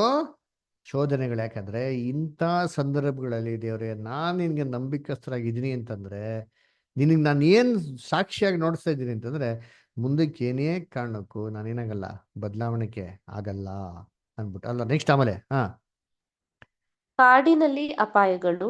ಹ್ಮ್ ಸಮುದ್ರದಲ್ಲಿ ಅಪಾಯಗಳು. ಸುಳ್ಳು ಸಹೋದರರೊಳಗೆ ಇರುವಾಗ ಅಪಾಯಗಳು ನನಗೆ ಸುಳ್ಳು ಸಂಭವಿಸಿದವು. ಸಹೋದರಗಳ ನಡುವೆ ಇರುವಂತ ಅಪಾಯಗಳು. ನೋಡ್ರ, ಸುಳ್ಳು ಸಹೋದರಗಳವ್ರೆ. ಹಾಗಾದ್ರೆ ಸಹೋದರಗಳೆಲ್ಲರೂ ಸಹೋದರಗಳಲ್ಲ ರೀ. ಅಪೋಸ್ಟ್ಲ್ ಪೌಲ್ ಹೇಳ್ತಾರೆ ನೋಡಿದ್ದೀನಿ ಅಲ್ವರ. ಹಾ, ಅಪೋಸ್ಟ್ಲ್ ಯೋಹಾನ ಏನ್ ಮಾಡ್ತಾರೆ, 1ನೇ ಯೋಹಾನ 2ನೇ ಅಧ್ಯಾಯದಲ್ಲಿ ಹೇಳ್ತಾರೆ ಅದರ ಕ್ರೈಸ್ತವರು ಎನ್ಸ್ಕೊಂಡವ್ರು ಎಲ್ಲರೂ ಕ್ರೈಸ್ತವರಲ್ಲ, ಅವ್ರು ನಮ್ಮವರಾಗಿಲ್ಲ, ನಮ್ಮವ್ರು ಏನ್ ಮಾಡ್ರು ಬಿಟ್ಟೋದ್ರು. ಅದರ ಸುಳ್ಳು ಸಹೋದರಗಳು ಏನ್ ಮಾಡೋದು, ಸಹೋದರಗಳ ನಡುವೆ ಭಿನ್ನಾಭಿಪ್ರಾಯಗಳನ್ನ ಬಿತ್ತನೆ ಮಾಡೋದು, ಸಹೋದರಗಳ ನಡುವೆನೇ ಏನ್ರಿ ಡಿವಿಷನ್ಸ್ ಏನ್ ಮಾಡೋದು ತರಂಥದ್ದು. ಅಂದ್ರೆ ದೇವ್ರಿಗೆ ಅಸಹ್ಯವಾಗಿರೋಂಥ 7 ವಸ್ತುಗಳಲ್ಲಿ ಯಾವ್ದು ಹೇಳ್ರಿ ನೋಡೋಣ. ಮೊದಲನೇದೇನ್ರಿ ಎಮ್ಮೆಯ ಕಣ್ಣು, ಎರಡನೇದು ಸುಳ್ಳಿನ ನಾಲಿಗೆ. ಸುಳ್ಳಿನ ನಾಲಿಗೆ. ನೋಡ್ರ, ಸುಳ್ಳು ತಪ್ಪು ಒಪ್ಕೊಂಡ್ಬಿಡ್ಬೇಕ್ರಿ. ಏನು ಸತ್ಯ ರೀ, ಸತ್ಯ ಏನ್ ಮಾಡ್ಬೇಕು, ಓಪನ್ ಆಗಿ ಹೇಳ್ಬೇಕು, ಸುಳ್ಳು ಹೇಳ್ಬಾರ್ದು, ಸುಳ್ಳಿನ ನಾಲಿಗೆ. ಆಮೇಲೆ ಮೂರನೇದೇನಾ, ಎಲ್ಲಿ ಜ್ಞಾನೋಕ್ತಿ 6ನೇ ಅಧ್ಯಾಯನಾ ಹೋದ್ರಿ. ಹೆಮ್ಮೆಯ ಕಣ್ಣು, ಸುಳ್ಳಿನ ನಾಲಿಗೆ, ಹ್ಮ್. ನಿರ್ದೋಷ ರಕ್ತವನ್ನು ಸುರಿಸುವ ನೋಡ್ರ, ಕೈ. ನಿರ್ದೋಷಿಯ ರಕ್ತವನ್ನು ಸುರಿಸುವಂತ ಕೈ. ಅದರ ಸುಮ್ನೆ ಇಲ್ದಿರೋಂಥ ರೀತಿಯಲ್ಲಿ ಏನ್ ಮಾಡೋದು, ಒಬ್ರ ಮೇಲೆ ತಪ್ಪು ಹೊರ್ಸೋದು. ನಿರ್ದೋಷಿ ಅದರ ಇವಾಗ ಯೇಸು ಕ್ರಿಸ್ತ ನಿರ್ದೋಷಿಯಪ್ಪ, ಅದರ ಇನ್ನೋಸೆಂಟ್ ಬ್ಲಡ್ ರೀ. ಅವ್ರ ಮೇಲೆ ಇಲ್ದಿರೋಂಥ ಎಲ್ಲ ಫಾಲ್ಟ್ ಹೊರ್ಸ್ಬಿಟ್ಟು ಏನ್ ಮಾಡಿದ್ರು, ಅವ್ರನ್ನ ಗಲ್ಲಿಗೇರಿಸ್ಬಿಟ್ರು ಅಂತೀರಿ ಅಲ್ವರ. ಏನ್ರಿ ಸುಳ್ಳು, ಏನ್ರಿ ನಿರ್ದೋಷಿಯ ರಕ್ತವನ್ನು ಸುರಿಸುವಂತ ಕೈ. ಅದರ ಆ ತಪ್ಪೇ ಮಾಡಲ್ಲ, ತಪ್ಪನ್ನೇ ಮಾಡೋದು ಇಲ್ದಿರೋ ರೀತಿಲಿ ಫಾಲ್ಸ್ ಆಗಿ ಏನ್ ಮಾಡೋದು, ಅಕ್ಯೂಸ್ ಮಾಡೋಂಥದ್ದು. ಆಮೇಲೆ ನೆಕ್ಸ್ಟ್ ದುರಾಲೋಚನೆಗಳನ್ನು ಕಲ್ಪಿಸುವ ಹೃದಯ. ಸುಮ್ಮನೆ ಕೂತಿದ್ರೆ ಅದೇ ಹೇಳ್ತಲ್ಲ, empty mind is a devil's workshop ಅಂದರೆ ದುರಾಚರಣೆ ಮತ್ತೆ ಕಲ್ಪಿಸುವಂತ ಹೃದಯ. ಅದರ ದೇವ್ರು ನಮ್ಗೆ ಏನೋ ಕೆಲಸ ಕೊಡ್ದಿರ ಸುಮ್ಮನೆ ಬಿಟ್ಟವ್ರ ಅಂತಾರೆ, ಅದು ಗಾಡ್ಸ್ ಗ್ರೇಸ್ ರೀ. ಅದನ್ನ ದೇವ್ರು ಒಂದು ಕೆಲ್ಸಕ್ಕಾಗಿ ಏನ್ ಮಾಡೋಕೆ ಉಪಯೋಗಿಸ್ಬೇಕ್ರಿ. ಒಬ್ರು ಸಿಸ್ಟರ್ ಇದ್ರು ಕೇಳಿರ್ತೀವಿ, ಅಮೆರಿಕಾಲಿ ಅವ್ರು ತೀರ್ಕೊಂಬಿಟ್ರು, ಇವಾಗ ಇಲ್ಲ ಮೋಸ್ಟ್ಲಿ. ಅದರ ಏನ್ರಿ ರೆಬೆಕಾ ಅಂತಂದ್ಬಿಟ್ಟು ಅವ್ರ ಹೆಸರು, ರೆಬೆಕಾ ಗ್ರೇ ಅಂತ ಅಂದ್ಬಿಟ್ಟು. ನಮ್ದು ಬೈಬಲ್ ಸ್ಟೂಡೆಂಟ್ಸ್ ಅಲ್ಲಿರೋಂಥ ಎಂಟೈರ್ ರೀಪ್ರಿಂಟ್ಸ್ ಇದೆ ಗೊತ್ತಾ, ಅದನ್ನ 6,000 7,000 ಪೇಜು ಟೈಪ್ ಮಾಡಿರೋದು ಒಬ್ಬರೇ ಸಿಸ್ಟರ್ ಕೂತ್ಕೊಂಡು. ಯೋಚನೆ ಮಾಡಿ, ಅವ್ರ ಅಪ್ಪ ಇರ್ಬೇಕಾದ್ರೆ ಆ ಸಹೋದರಿ ಕಾಲೇಜ್ಗೆ ಸ್ಕೂಲ್ಗೆ ಹೋಗ್ತಾರೆ ಅಂತೀನಿ, ಆ ವಯಸ್ಸಿಂದ ಏನ್ ಮಾಡೋರು ನಿಯರ್ಲಿ 14 years ಕಂಟಿನ್ಯೂಸ್ ಟೈಪ್ ಮಾಡೋ ಅಂತೀನಿ. ಎಷ್ಟೋ ವರ್ಷಗಳು ಏನ್ ಮಾಡೋರು ಟೈಪ್ ಮಾಡೋರು. ಅದಕ್ಕೆ ಅವ್ರು ಇಂಡಿಯಾಗೆ ಬಂದಾಗ ಹೇಳ್ತಾರೆ, ರೀಪ್ರಿಂಟ್ಸ್ ಅಲ್ಲಿ ಇನ್ ಅಂಡ್ ಔಟ್ ನನಗೆ ಗೊತ್ತು ಅಂತ ಅಂದ್ಬಿಟ್ಟು ಅಲ್ವರ. ಯೋಚನೆ ಮಾಡಿರ್ತೀನಿ, ಅವ್ರು ಹೇಳ್ತಾ ಇದ್ರು ಕೆಲವೊಂದು ವರ್ಷಗಳು ದೇವ್ರು ನನಗೆ ಮನೇಲಿರೋಕ್ಕೆ ಅವಕಾಶ ಕೊಟ್ಟರು. ಏನಕ್ಕೆ ಅಂದರೆ ಅದು ದೇವ್ರದೇ. ಮನೇಲಿ ಕೂತ್ಕೊಂಡು ಸುಮ್ಮನೆ ಟೈಮ್ ವೇಸ್ಟ್ ಮಾಡ್ತಾ ಇರಲಿಲ್ಲ ರೀ, ನಾನ್ ಸೆನ್ಸ್ ಮಾತಾಡ್ತಾ ಇರಲಿಲ್ಲ, ನಾನ್ ಸೆನ್ಸ್ ಎಲ್ಲ ಥಿಂಕ್ ಮಾಡ್ತಾ ಇರಲಿಲ್ಲ. ಕೂತ್ಕೊಂಡು ಏನು ಮಾಡೋರು ಅಂತೀರಿ, ಬೈಬಲ್ನೆಲ್ಲ ಕೆಲಸಗಳನ್ನ ಮಾಡಿ, ಟ್ರಾನ್ಸ್ಲೇಷನ್ಸ್ ಮಾಡಿ, ರೀಪ್ರಿಂಟ್ಸ್ನ ಟೈಪ್ ಮಾಡೋರು. ಯೋಚನೆ ಮಾಡಿ, ನಾನು ಹೇಳ್ತಾ ಇರೋದು 30 years ಬಿಫೋರ್, 20-30 years ಬಿಫೋರ್ ಈ ಥರ ಎಲ್ಲ ನಮ್ಮ ಕಂಪ್ಯೂಟರ್ ಇರಲಿಲ್ಲ, ಎಲ್ಲ ಕಾಂಜಿ ಪಿಂಜಿ ಕಂಪ್ಯೂಟರ್ಗಳು. ಅದರಲ್ಲೇ ಮಾಡೋರು ಆ ಕಾಲದಲ್ಲಿ ಕೆಲಸ ಮಾಡೋರೆ. ಆಮೇಲೆ ಟ್ಯಾಬ್ನೈಕಲ್ ಸ್ಟಡೀಸ್ ತೊಗೊಂತಿರ್ ಗೊತ್ತಾ, ಇವಾಗ ನಮ್ಮ ಜಾನ್ ಬ್ರದರ್ ತೊಗೊತಾ ಇರಲ್ವ, ಅದರ ಆಂಟೋನ್ ಫ್ರೇ ಅಂತ ಬ್ರದರ್ ಏನು ಮಾಡಿ ಟ್ರಾನ್ಸ್ಲೇಷನ್ ಮಾಡಿರೋದು. ಅವ್ರು ಅಮೆರಿಕಲ್ಲಿ ಇದ್ದಿದ್ದು. ಅಮೆರಿಕಲ್ಲಿ ಅವ್ರ ಮನೆ ಎಷ್ಟು ದೊಡ್ಡದಾಗಿದೆ ಗೊತ್ತಾ ನಿಮಗೆ, ನೀವು ಕೇಳಿದ್ರೆ ಆಶ್ಚರ್ಯ ಆಗ್ಬಿಡ್ತೀರಾ. ನಾವು ನೋಡಿ, ನಾನು ಇಲ್ಲಿ ನಮ್ಮ ಮನೆಗೆ ಬಂದಿದ್ದೀರಿ ಗೊತ್ತಾ, ನಮ್ಮ ಮನೆ ಲೈಬ್ರರಿ ರೂಮ್ ನೋಡಿದ್ದೀರಾ, ಇಷ್ಟೇ ರೀ ಅವ್ರ ಎಂಟೈರ್ ಮನೆ. ಅದರ ಆ ಬ್ರದರು ಸೂಪರಾಗಿ ಏನ್ರಿ ಸಾಯ ತನಕ 3 ಬುಕ್ ಏನು ಮಾಡಿದ್ರು ಬರ್ದವ್ರಿ. ಏನು ಡೆಡಿಕೇಶನ್ ನೋಡಿ, ಮನೇಲಿ ಫ್ರೀಯಾಗೆ ಟೈಮ್ ಕೊಟ್ಟಿರ್ಬೇಕಾದ್ರೆ ಏನು ಕೆಲಸ ಮಾಡ್ಬೇಕು ಕೂತ್ಕೊಂಡು. ಆದರೆ ಇವಾಗೆಲ್ಲ ಏನು ಕೆಲಸ ಮಾಡಿದ್ರೆ, ಮೊಬೈಲ್ ಸಿಕ್ಕರೆ ಹೊರತೆಲ್ಲ ಮಾತಾಡೋದು, ಬೇಡದಿರೋ ವಿಚಾರಗಳನ್ನ, ಬೇಡದಿರೋ ಅಂತ ಚಿಟ್ ಚಾಟ್ ಮಾಡೋದು, ಬೇಡದಿರೋ ಅಂಥದ್ದೆಲ್ಲ ನೋಡೋದು, ಬೇಡದಂತೆಲ್ಲ ಕಲ್ತ್ಕೊಳ್ಳೋದು. ಸ್ವಲ್ಪ ನಾವೇನು ಮಾಡಬೇಕು, ಥಿಂಕ್ ಮಾಡಬೇಕು, ಇವೆಲ್ಲ ನನಗೆ ಭಕ್ತಿ ಅಭಿವೃದ್ಧಿ ಆಗ್ತಾಯ್ತಾ. ದುರಾಲೋಚನೆಗಳನ್ನು ಕಲ್ಪಿಸುವಂಥ ಹೃದಯ, ಬ್ಯಾಡ್ದಿರಂತ ಥಿಂಕ್ ಮಾಡ್ತಾ ಹೃದಯನ ತಡೆಗಟ್ಬೇಕು ನಾವು. ರಾಮ್ ನೆಕ್ಸ್ಟ್ ಏನ್ ಹೇಳ್ತಾರೆ, ಇನ್ನೊಂದು ಕೇಡು ಮಾಡಲು ತ್ವರೆ ಪಡುವ ಕಾಲು. ನೋಡ್ರ, ಕಾಲ್ಗಳು ಹೆಂಗೆ ತೊಗೊಂಡಿರ್ತೀರಿ ಅಲ್ವರ. ಎಂಥ ಕಾಲು ಅಂತಾರೆ, ಬರೀ ಕೆಟ್ಟದ್ ಮಾಡಕ್ಕೇನ್ರಿ ಓಡೋ ಅಂತ ಕಾಲ್ರಿ ಅಲ್ವರ. ಅದಕ್ಕೆ ಅಪೋಸ್ಟ್ಲ್ ಪೌಲ್ ಹೇಳಿದ್ದು, ಅಪೋಸ್ಟ್ಲ್ ಪೌಲ್ಗೆ ಎಕ್ಸ್ಪೀರಿಯನ್ಸ್ ಇರಲಿಲ್ವಾ, ಎಂತೆಂಥ ಏನ್ರಿ ಸುಳ್ಳು ಸಹೋದರಗಳಿದು, ಸಹೋದರನ ಭಿನ್ನಾಭಿಪ್ರಾಯಗಳನ್ನ ಬಿತ್ತನೆ ಮಾಡೋಂಥದ್ದು, ಸಹೋದರಗಳನ್ನ ಡಿವಿಷನ್ಸ್ ತರೋಂಥದ್ದು ಅಲ್ವರ. ಏನ್ರಿ ಇವೆಲ್ಲ ಶೋಧನೆ ಅಪೋಸ್ಟ್ಲ್ ಪೌಲ್ಗೆ ಏನಕ್ಕೆ ಕೊಟ್ರು. ಅಪೋಸ್ಟ್ಲ್ ಪೌಲ್ ಎಷ್ಟು ಸಭೆನ ಸ್ಥಾಪನೆ ಮಾಡಾರೆ. ಇನ್ನ ಇವೆಲ್ಲ ಅನುಭವ ಇಲ್ದಿರಿದ್ರೆ, ಈ ಥರ ಎಲ್ಲ ಎಕ್ಸ್ಪೀರಿಯನ್ಸ್ ಇಲ್ದಿರ ಇದ್ರೆ, ಬರೀ ಆಶೀರ್ವಾದಗಳಿದ್ದಿದ್ರೆ ಇನ್ನೆಷ್ಟು ಸಭೆಗಳ ಸ್ಥಾಪನೆ ಮಾಡಿರೋರು ಲೆಕ್ಕನೇ ಇಲ್ಲ ಅಲ್ವರ. ಆದ್ರೆ ಕರ್ತನಲ್ಲಿ ಪ್ರೀತನಲ್ಲಿ ಇವೆಲ್ಲ ಏನಕ್ಕಪ್ಪ ಶೋಧನೆ ಕೊಟ್ಟಿದ್ದು ಅಂತಂದ್ರೆ ಏನ್ರಿ, ಅವ್ರೇನಾಗಬೇಕು, ದೇವ್ರಿಗೆ ಪ್ರೂವ್ ಮಾಡಿ ನೋಡಿಸ್ಬೇಕು. ಯಾಕೆಂದ್ರೆ this is the first and the last chance. ಇನ್ನೊಂದ್ಸತಿ ಸಭೆ ಕಂಪ್ಲೀಟ್ ಆದ್ಮೇಲೆ ದೇವ್ರೇ ಇನ್ನೊಂದ್ಸತಿ ಚಾನ್ಸ್ ಕೊಡು, ನಾನು ಹಿಂಗೇನು ನಂಬಿಕಸ್ತಾಗಿ ಪ್ರೂವ್ ಮಾಡಿ ನೋಡಿಸ್ತೀನಿ, ಎಲ್ಲಾ ಕಷ್ಟಗಳಿಂದ ನಾನು ನಂಬಿಕಸ್ತಾಗಿರ್ತೀನಿ ಅಂತಂದ್ರೆ ಇನ್ಯಾವತ್ತೂ ಅವಕಾಶ ಬರಲ್ಲ. ಯಾಕಂದ್ರೆ ದಿಸ್ ಇಸ್ ದ ಲಾಸ್ಟ್. ಇನ್ಮೇಲೆ ಇನ್ನೇನು 1000 years ವಿಸಿಬಲ್ ಕಿಂಗ್ಡಮ್ ಭೂಲೋಕದ ಸ್ಥಾಪನೆ ಆಗ್ಬಿಟ್ರೆ, ಇನ್ನು ಯುಗ ಯುಗಾಂತರಗಳಿಗೂ ಬರೀ ಸುಖ, ಸಂತೋಷ, ಸಮಾಧಾನ, ಶಾಂತಿನೇ ಹೊರತು ಎಲ್ಲೂ ಕೆಟ್ಟದ್ದು ರೆಕಾರ್ಡೇ ಇಲ್ಲ. ಈ ಕೆಟ್ಟದ್ಗೆ ಅಧಿಪತಿಯಾಗಿರೋಂಥ ಸೇತಾನ ಏನ್ ಮಾಡಕ್ ಬಿಡ್ತಾರೆ? ಸರ್ವನಾಶ ಮಾಡಕ್ ಬಿಡ್ತಾರೆ. ಒಬ್ರು ಮನುಷ್ಯರಲ್ಲಿ ಒಂದು ಕೆಟ್ಟ ಆಲೋಚನೆ ಹುಟ್ಟಲ್ಲ ಅಂತ ಬೈಬಲ್ ನಮ್ಗೆ ಏನ್ ಮಾಡ್ತೀರಿ? ಓದ್ತೀರಿ ಅಲ್ವರ? ಅಲ್ವರ? ಏನ್ರಿ ನೋಡಿ ವಾಕ್ಯ. ಹಬಕ್ಕುಕ್ 2:14 ಹೋದ್ರಿ ಒಬ್ರು. ಬೇಡ, ಐಸಯ ಬನ್ನಿ. ಐಸಯ 11 ಚಾಪ್ಟರ್ ಬನ್ನಿ ಅಂತೀರಿ. 11 ಚಾಪ್ಟರ್ಲಿ 1 ನಿಮಿಷ 9. ನನ್ನ ಪರಿಶುದ್ಧ ಪರ್ವತದಲ್ಲೆಲ್ಲ ಯಾರೂ ಕೇಡು ಮಾಡುವುದಿಲ್ಲ, ಯಾರೂ ಹಾಳು ಮಾಡುವುದಿಲ್ಲ. ನೋಡ್ರ, ಅಂಡರ್ಲೈನ್ ಮಾಡ್ಕೊಂಡ್ರಿ. ನನ್ನ ಪರಿಶುದ್ಧ ಪರ್ವತದಲ್ಲಿ ಎಲ್ಲಾ ಸ್ಥಳದಲ್ಲಿ ಅಲ್ವರ ಯಾರು ಕೇಡು ಮಾಡೋದಿಲ್ಲ, ಯಾರು ಹಾಳು ಮಾಡೋದಿಲ್ಲ. ಹಾಳು ಮಾಡೋಂಥ ಕೆಲಸನೇ ಇರಲ್ಲ ರೀ. ಶೋಧನೆಯಲ್ಲಿ ಬಂದಂಗಾರೆ ಯೋಚನೆ ಮಾಡಿರ್ತೀನಿ, ದೇವ್ರ ರಾಜ್ಯದಲ್ಲಿ ಹೆಂಗಿರ್ಬೋದು ಇಮ್ಯಾಜಿನೇಷನ್ ಮಾಡ್ಕೊಂಡಿರ್ತೀನಿ. ಅದರ ಇವತ್ತೇನೆಲ್ಲ ಟೆಕ್ನಾಲಜಿ ಇದೆಯೋ ಅದೆಲ್ಲ ಟೆಕ್ನಾಲಜಿನ ಸೂಪರಾಗಿ ಐಫೈಗೆ ಯೂಸ್ ಮಾಡ್ತಾರೆ. ಅದರ ಹೆಂಗಿರ್ಬೋದು ದೇವ್ರ ರಾಜ್ಯದಲ್ಲಿ? ಏನು ಸುಖ, ಸಮಾಧಾನ, ಶಾಂತಿ, ಏನು ಪೀಸ್ ಆಫ್ ಮೈಂಡ್ ರೀ. ಅದರ ಏನು ಮೈಂಡಲ್ಲಿ ಒಂದು ಏನ್ರಿ ಒಂದು ಸರಳತೆ, ಅದರ ಒಬ್ಬರದೊಬ್ಬರು ನೋಡಿ ಏನು ಪ್ರೀತಿ ಅಲ್ಲರ. ಅವಾಗ ಅವಕಾಶ ಸಿಕ್ಕಲ್ಲ. ಒಂದ್ಸತಿ ಅವಕಾಶ ಸಿಕ್ಕಿ ಕಳ್ಕೊಂಡ್ಬಿಟ್ರೆ ಇನ್ನೊಂದ್ಸತಿ ಸಿಕ್ಕಲ್ಲ. ಅದಕ್ಕೆ ನಮ್ಮ ಬ್ರದರ್ ಬರೀತಾರೆ ಏನ್ರಿ, narrow way walk of life ಹೆಂಗಿದೆಪ್ಪ ಅಂತಂದ್ರೆ ಏನ್ರಿ, ಒನ್ ವೇ ಅಂತ ಹೇಳ್ತಾರೆ. ಏನ್ರಿ, ಒನ್ ವೇ. ಒಂದ್ಸತಿ ಆ ಪಾತಲ್ಲಿ ಹೋಗಿದ್ಮೇಲೆ ಯಾವುದೇ ಕಾರಣಕ್ಕೂ ರಿವರ್ಸಲ್ಲಿ ಹಿಂದಕ್ಕೆ ಬರೋಕ್ಕೆ ಚಾನ್ಸೇ ಇಲ್ಲ ಅಂತಾರೆ. ಅವರ ಇದನ್ನ ನೋಡಿ, ನಮ್ಮಲ್ಲಿ ನೇಪಾಳಿ ಕ್ಲಾಸ್ ತೊಗೊಂಡ್ರಲ್ಲ, ಅದೆಲ್ಲ ಇರಬೇಕು ಇಂಗ್ಲೀಷ್ ರೆಕಾರ್ಡಿಂಗಲ್ಲಿ. ಹೇಳ್ರಿ, 6 ವಾಲ್ಯೂಮ್ ಸೂಪರಾಗಿ ಹೇಳ್ತಾರೆ. What is the meaning of consecration ಅಂತ ಒಂದು ವರ್ಡಲ್ಲಿ ಹೇಳ್ತಾರೆ ಬ್ರದರ್. ಹೆಂಗ್ ಗೊತ್ತಾ ಹೇಳ್ತಾರೆ? ಪಾಪನ ಬಿಟ್ಬಿಡೋದು ಕಾನ್ಸಿಕ್ರೇಷನ್ ಅಲ್ಲ. ದಯವಿಟ್ಟು ಯಾರಾದ್ರು ಅದು ನಿಮ್ಮ ಕಲ್ಪನೆಯಲ್ಲಿ ಇತ್ತು ಅಂದರೆ ತೆಗೆದಾಕಿ. ಆ ಥರ ಕಾನ್ಸೆಪ್ಟಲ್ಲಿ ಇದ್ದು ನಮ್ಮ ಪಾಪ ಮಾಡೋದು ಬಿಟ್ಬಿಡ್ತೀನಿ ದೇವ್ರೆ ಅಂತಂದರೆ ಅದು ಕಾನ್ಸಿಕ್ರೇಷನ್ ಅಲ್ಲ ಅಂತ ಹೇಳ್ತಾರೆ. ಅದರ ಕಾನ್ಸಿಕ್ರೇಷನ್ ಮತ್ತೆ ಏನಪ್ಪ ಅಂತಂದರೆ ತ್ಯಾಗ ಮಾಡೋಂಥದ್ದು. ಏನು ತ್ಯಾಗ ಮಾಡಬೇಕು? ಫಸ್ಟ್ ಆಫ್ ಆಲ್ ಅದರ ಯೇಸು ಕ್ರಿಸ್ತ ಹೇಳ್ದಲ್ಲ, ಏನು ಶಿಷ್ಯನಾಗಬೇಕು ಅಂದರೆ ಏನು ಕಂಡೀಷನ್? ಯೇಸು ಕ್ರಿಸ್ತನ ಶಿಷ್ಯನಾಗಬೇಕಂದ್ರೆ ಅಷ್ಟೇ ರೀ. ಅದರ ನೋಡಿ, ಅರ್ಧಕ್ಕರ್ಧ ಪ್ರಾಬ್ಲಮ್ಮೇ ಸಾಲ್ವ್ ರೀ. ಈ ಬೇಸಿಕ್ ಟರ್ಮ್ ಒಬ್ಬ ಫುಲ್ಫಿಲ್ ಮಾಡ್ಬಿಟ್ರೆ ತಾನೇ ಇದನ್ನ ನಿರಾಕರಿಸೋಕೆ ಬಲ್ಲೂ ಏನ್ರಿ ಕಷ್ಟ. ಯಾಕೆ ಹೇಳಿ? ಅಹಂಕಾರ ತಂದು ತಾನು ಹೆಮ್ಮೆಯಿಂದ ಐತಲ್ಲ, ಇವೆಲ್ಲ ಅವಕಾಶಗಳನ್ನ ಕಳ್ಕೊಂಡ ಮೇಲೆ ಇನ್ನೊಂದ್ಸತಿ ದೇವ್ರ ಕೇಳ್ಕೊಂಡ್ರೆ ದೇವ್ರು ಯಾವ ಅವಕಾಶ ಕೊಡಲ್ಲ. ಅದಕ್ಕೆ ಪ್ರಕಟಣೆ 7ನೇ ಅಧ್ಯಾಯದಲ್ಲಿ ನೋಡ್ತೀರಿ, ಖರ್ಜೂರಿ ಗುರಿ ಇಟ್ಕೊಂಡು ದೇವರ ಸಿಂಹಾಸನ ಇಟ್ಕೊಂಡಿದ್ರು. ದೇವ್ರ ಹತ್ರ ಗೊಳೋ ಅಂತಂತರು. ದೇವ್ರೇನ್ ಮಾಡ್ತಾರೆ? ಕಣ್ಣೀರು ಒರೆಸ್ತಾರೆ ಅಷ್ಟೇ ಹೊರ್ತು, ಆದರೆ ಇನ್ನೊಂದ್ಸತಿ ಅವಕಾಶ ಕೊಡಲ್ಲ. ಯಾಕೆ ಅವಕಾಶ ಕೊಡೋಕ್ಕಾಗಲ್ಲ? ಆ ಸೀನ್, ಆ ಸಿಚುವೇಶನ್, ಆ ಕಂಡೀಷನ್, ಎನ್ವಿರಾನ್ಮೆಂಟೇ ಬರೋದಿಲ್ಲ ಇನ್ಯಾವತ್ತು, ಯುಗಾಂತರಗಳಲ್ಲಿ ಇನ್ಯಾವತ್ತು ಬರಲ್ಲ.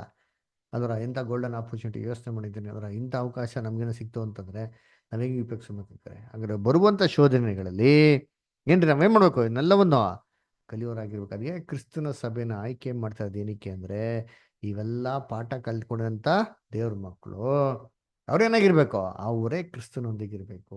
ಇವ್ರಿಗೇನೆ ಈ ಕೆಲಸಗಳನ್ನ ಮಾಡೋದಕ್ಕೆ, ದೇವ್ರಿಗೆ ನಂಬಿಕಸ್ಥರಾಗಿರೋದಕ್ಕೇನೆ ಪವಿತ್ರ ಆತ್ಮನೇ ಏನು ಮಾಡ್ತಾರೆ? ದೇವ್ರು ಇವತ್ತು ಅಭಿಷೇಕ ಮಾಡ್ತಾ ಇರೋದು ಏನಕ್ಕೆ? ಇವರು ಕ್ರಿಸ್ತನ್ ಥರ ಏನಾಗ್ಲಿ ಅಲ್ಲಿ ದೇವ್ರಿಗೆ ನಂಬಿಕಸ್ಥರಾಗಿದ್ದು ನೋಡಿಸ್ಲಿ ಅಂತ. ಅದರ ಪ್ರೂವ್ ಫೇತ್ಫುಲ್ನೆಸ್ ಅಂಟು ಡೆತ್. ಅದರ ಓಕೆ, ನೆಕ್ಸ್ಟ್ ಪ್ಯಾರಾಗ್ರಾಫ್ ಯಾರು ಓದ್ತೀರಾ? ನವಿತಾ ಅಸ್ಟರ್ ಓದ್ಬೋದಾ? ಬ್ರದರ್. ಅಂಕ್ಷನ್ ತೈಲಾಭಿಷೇಕದ ಅದರ ಗ್ರೀಕ್ ಮೂಲಪದ ಶ್ಲಿಷ್ಮ. ಮಹತ್ವವು ಮೃದುವಾಗಿರುವುದು, ಎಣ್ಣೆಯಂತಿರುವುದು, ನುಣುಪಾಗಿಸುವುದು. ಸಂಪ್ರದಾಯದಿಂದ ಈ ಪದವು ಪರಿಮಳ ಅಥವಾ ಸುಗಂಧ ಎಂಬ ಅರ್ಥವನ್ನು ಹೊಂದಿದೆ. ಎಷ್ಟು ಸುಂದರವಾಗಿ ಮತ್ತು ಬಲಯುತವಾಗಿ ಇದು ದೇವರ ಪ್ರಭಾವವನ್ನು ಮೇಲೆ ಸಾಂಕೇತಿಕವಾಗಿ ಪ್ರತಿಷ್ಠೆಗೊಂಡವರ ಮೇಲೆ ಒಳ್ಳೆಯತನದ, ಪವಿತ್ರತೆಯ, ಸಾಧು ಸ್ವಭಾವದ, ತಾಳ್ಮೆಯ, ಸಹೋದರ ಕರುಣೆಯ, ಪ್ರೀತಿಯ ದೇವರ ಪ್ರಭಾವವನ್ನು ಪರಿಣಾಮಕಾರಿಯಾಗಿ ಉಂಟುಮಾಡುತ್ತದೆ. ಪ್ರತಿಷ್ಠೆಗೊಳಿಸುವ ಈ ಪ್ರೀತಿಯ ಪವಿತ್ರಾತ್ಮನಲ್ಲಿ ಅದನ್ನು ಸ್ವೀಕರಿಸುವವರಿಗೆಲ್ಲ ಎಂತಹ ಮಧುರವಾದ ತಾಜಾ ಸುಗಂಧವನ್ನು ತರುತ್ತದೆ. ಹೀಗಿದ್ದಾಗ್ಯೂ ಬಾಹ್ಯ ಮನುಷ್ಯನು ಮಣ್ಣಿನ ಘಟ್ಟವು ಎಷ್ಟೇ ವಿಕಾರನಾದರೂ ಅಥವಾ ಒರಟನಾದರೂ, ಉದ್ದಟತನವಾದರೂ ಅಥವಾ ಅಜ್ಞಾನಿಯಾದರೂ ಪವಿತ್ರಾತ್ಮನಿಂದ ಅಭಿಷೇಕಗೊಂಡ ನೂತನ ಹೃದಯದ ಶ್ರೀಮಂತಿಕೆಯನ್ನು, ಆಂತರಿಕವಾದ ನೂತನ ಚಿತ್ತವನ್ನು ಮಧುರಗೊಳಿಸುವ, ಪರಿಶುದ್ಧಗೊಳಿಸುವುದರಲ್ಲಿ ಅದು ಎಷ್ಟು ತ್ವರಿತವಾಗಿ ಪಾಲು ತೆಗೆದುಕೊಳ್ಳುತ್ತದೆ. ಮತ್ತು ಯಾವುದು ಸತ್ಯವೂ, ಮಾನ್ಯವೂ, ನ್ಯಾಯವೂ, ಶುದ್ಧವೂ, ಪ್ರೀತಿಕರವೂ, ಮನೋಹರವೂ ಆಗಿದೆಯೋ, ಯಾವುದು ಸದ್ಗುಣವಾಗಿದೆಯೋ, ಯಾವುದು ಕೀರ್ತಿಗೆ ಯೋಗ್ಯವೋ ಅವುಗಳನ್ನು ಲಕ್ಷ್ಯಕ್ಕೆ ತರುತ್ತದೆ. ಫಿಲಿಪ್ಪದವರಿಗೆ 4ನೇ ಅಧ್ಯಾಯ 8ನೇ ವಚನ. Thank you brother. Thank you sister. ಅಲ್ವರ ನೋಡ್ಬೇಕಾದ್ರೆ ಕರ್ತನಲ್ಲಿ ಈ ಪ್ರೀತಿ ಅಂದ್ರೆ ಅಂಕ್ಷನ್ ಅಂತ ಬರುತ್ತೆ ಕನ್ನಡದಲ್ಲಿ, ಅಭಿಷೇಕ ಅಂತ ಏನ್ ಮಾಡ್ತಾ ಬಂತು ಅಲ್ವರ. ಇದು ಅಭಿಷೇಕ ಅಂತಂದ್ರೆ ನಮ್ಗೇನು ಐಡಿಯಾ ಬರ್ತದೆ ಅಲ್ವರ? ನಮ್ಗೇನು ಬರ್ತಾರೆ ಎಣ್ಣೆ, ಅದರ ಒಂದು ತೈಲ, ಅದರ ಒಂದು ತೈಲ ಅಥವಾ ಎಣ್ಣೆ ಊದಿದ್ರೆ ಹಿಂಗೆ ಬರ್ತಾರೆ, ಸ್ಮೂತ್ ಆಗಿ ಏನು ಮಾಡ್ತಾರೆ, ಹರಿತದೆ. ಅದರ ಒಂದು ಲೂಬ್ರಿಕೇಶನ್ ಥರ ಕೊಡೋಂಥದ್ದು. ಅದರ ಇವ್ ನಟ್ಟು ಬೋಲ್ಟು ಟೈಟ್ ಆಗ್ಬಿಟ್ಟಾರೆ ಏನು ಮಾಡ್ತೀವಿ, ಎಣ್ಣೆ ಹಾಕ್ಬಿಟ್ಟು ಲೂಸ್ ಮಾಡ್ಕೊಂತೀರಿ. ಏನೋ ಒಂದು ವಸ್ತು ಜಾಮ್ ಆಗ್ಬಿಡ್ತಾರೆ ಅಂದ್ರೆ ಏನು ಮಾಡ್ತೀವಿ, ಎಣ್ಣೆ ಹಾಕ್ಬಿಟ್ಟು ಲೂಸ್ ಮಾಡೋದು ಅಲ್ವರ. ಸೊ ಯಾವಾಗೂ ಈ ಅಭಿಷೇಕ ಅಥವಾ ತೈಲ ಅಂತ ಹೇಳ್ಬೇಕಾದ್ರೆ ಅದು ಒಳ್ಳೆ ಕೆಲಸ ಮಾಡೋಂಥದ್ದಾಗಿರ್ತದೆ, ಅಲ್ಲ ಒಳ್ಳೆ ಇನ್ಫ್ಲೂಯೆನ್ಸ್ ಥರ ಆಗಿರ್ತಾರೆ ಅಲ್ವರ. ಆಮೇಲೆ ಸಾಮಾನ್ಯ ನೋಡ್ಬೇಕಾದ್ರೆ ಏನ್ರಿ ಈ ಅಭಿಷೇಕ ತೈಲ ಅಂತ ಹೇಳ್ಬೇಕಾದ್ರೆ ಹಳೆ ಒಡಂಬಡಿಕೆಯಲ್ಲಿ ಹೆಂಗಿರ್ತಾ ಇತ್ತು, ಜಸ್ಟ್ ಸುಮ್ಮನೆ ಆರ್ಡಿನರಿ ಎಣ್ಣೆ ಅಲ್ಲ ರೀ. ಆ ಎಣ್ಣೆಗೆ ಏನಿರುತ್ತೆ, ಒಂದು ಸ್ಮೆಲ್ ಇರೋದು ನೋಡಿರ್ತೀವಿ ಅದರ. ಆ ಸ್ಮೆಲ್ಲು ಏನಾಗುತ್ತೆ, ಅದನ್ನ ಸುವಾಸನೆ ಹಂಗೆ ಅದನ್ನ ತೊಡಿದ ತಕ್ಷಣ ಒಂಥರ ಮನ್ಸಿಗೆ ಏನದು ಹಗುರ ಆಗಂಥದ್ದು ಇರೋದ್ರಿ, ಪ್ಲೆಸೆಂಟ್ ಆಗಿರೋಂಥದ್ದು ರೀ ಅದರ. ಸೊ ಇವೆಲ್ಲ ಕ್ಯಾರೆಕ್ಟರ್ಗಳು ಏನಪ್ಪ ನೋಡ್ಸಂದ್ರೆ, ಯಾರಲ್ಲಿ ಪವಿತ್ರಾತ್ಮ ದೇವರಲ್ಲಿ ಮಕ್ಕಳಲ್ಲಿ ಬರ್ತದೋ ಅವರಲ್ಲಿ ಗುಣಗಳೇನಬೇಕು, ಕಂಡು ಬರಬೇಕು. ಹಠ, ಮೋಸ, ವಂಚನೆ, ದುರ್ಬುದ್ಧಿಗಳು, ಅಲ್ಲ ತಂದೆ ಆದಂಥ ವಿಚಾರಗಳು, ಇವೆಲ್ಲ ಏನೆಲ್ಲ ಇದ್ದಿರ್ಬೋದು ಎಲ್ಲಿ ಲೋಕದಲ್ಲಿ, ಆದರೆ ಇವು ಏನಾಗಿರ್ಬಾರ್ದು, ದೇವ್ರ ಮಕ್ಕಳಲ್ಲಿ ಇರಬಾರ್ದು. ನೋಡಿ ಬೈಬಲ್ ಹೇಳ್ತಾರಲ್ಲ ಯಾಕೋಬಲ್ಲಿ, ನೋಡ್ರಿ ಯಾಕೋಬಲ್ಲಿ ಏನ್ ಹೇಳ್ತಾರೆ, ಯಾಕೋಬಲ್ಲಿ 3ನೇ ಅಧ್ಯಾಯ 14 ಹೊಡೆದಿದ್ರು. 14 ಓದ್ರಿ ಅಂತೀರಿ, 14 17. ನನ್ನ ಸಹೋದರರೇ, ಹ್ಮ್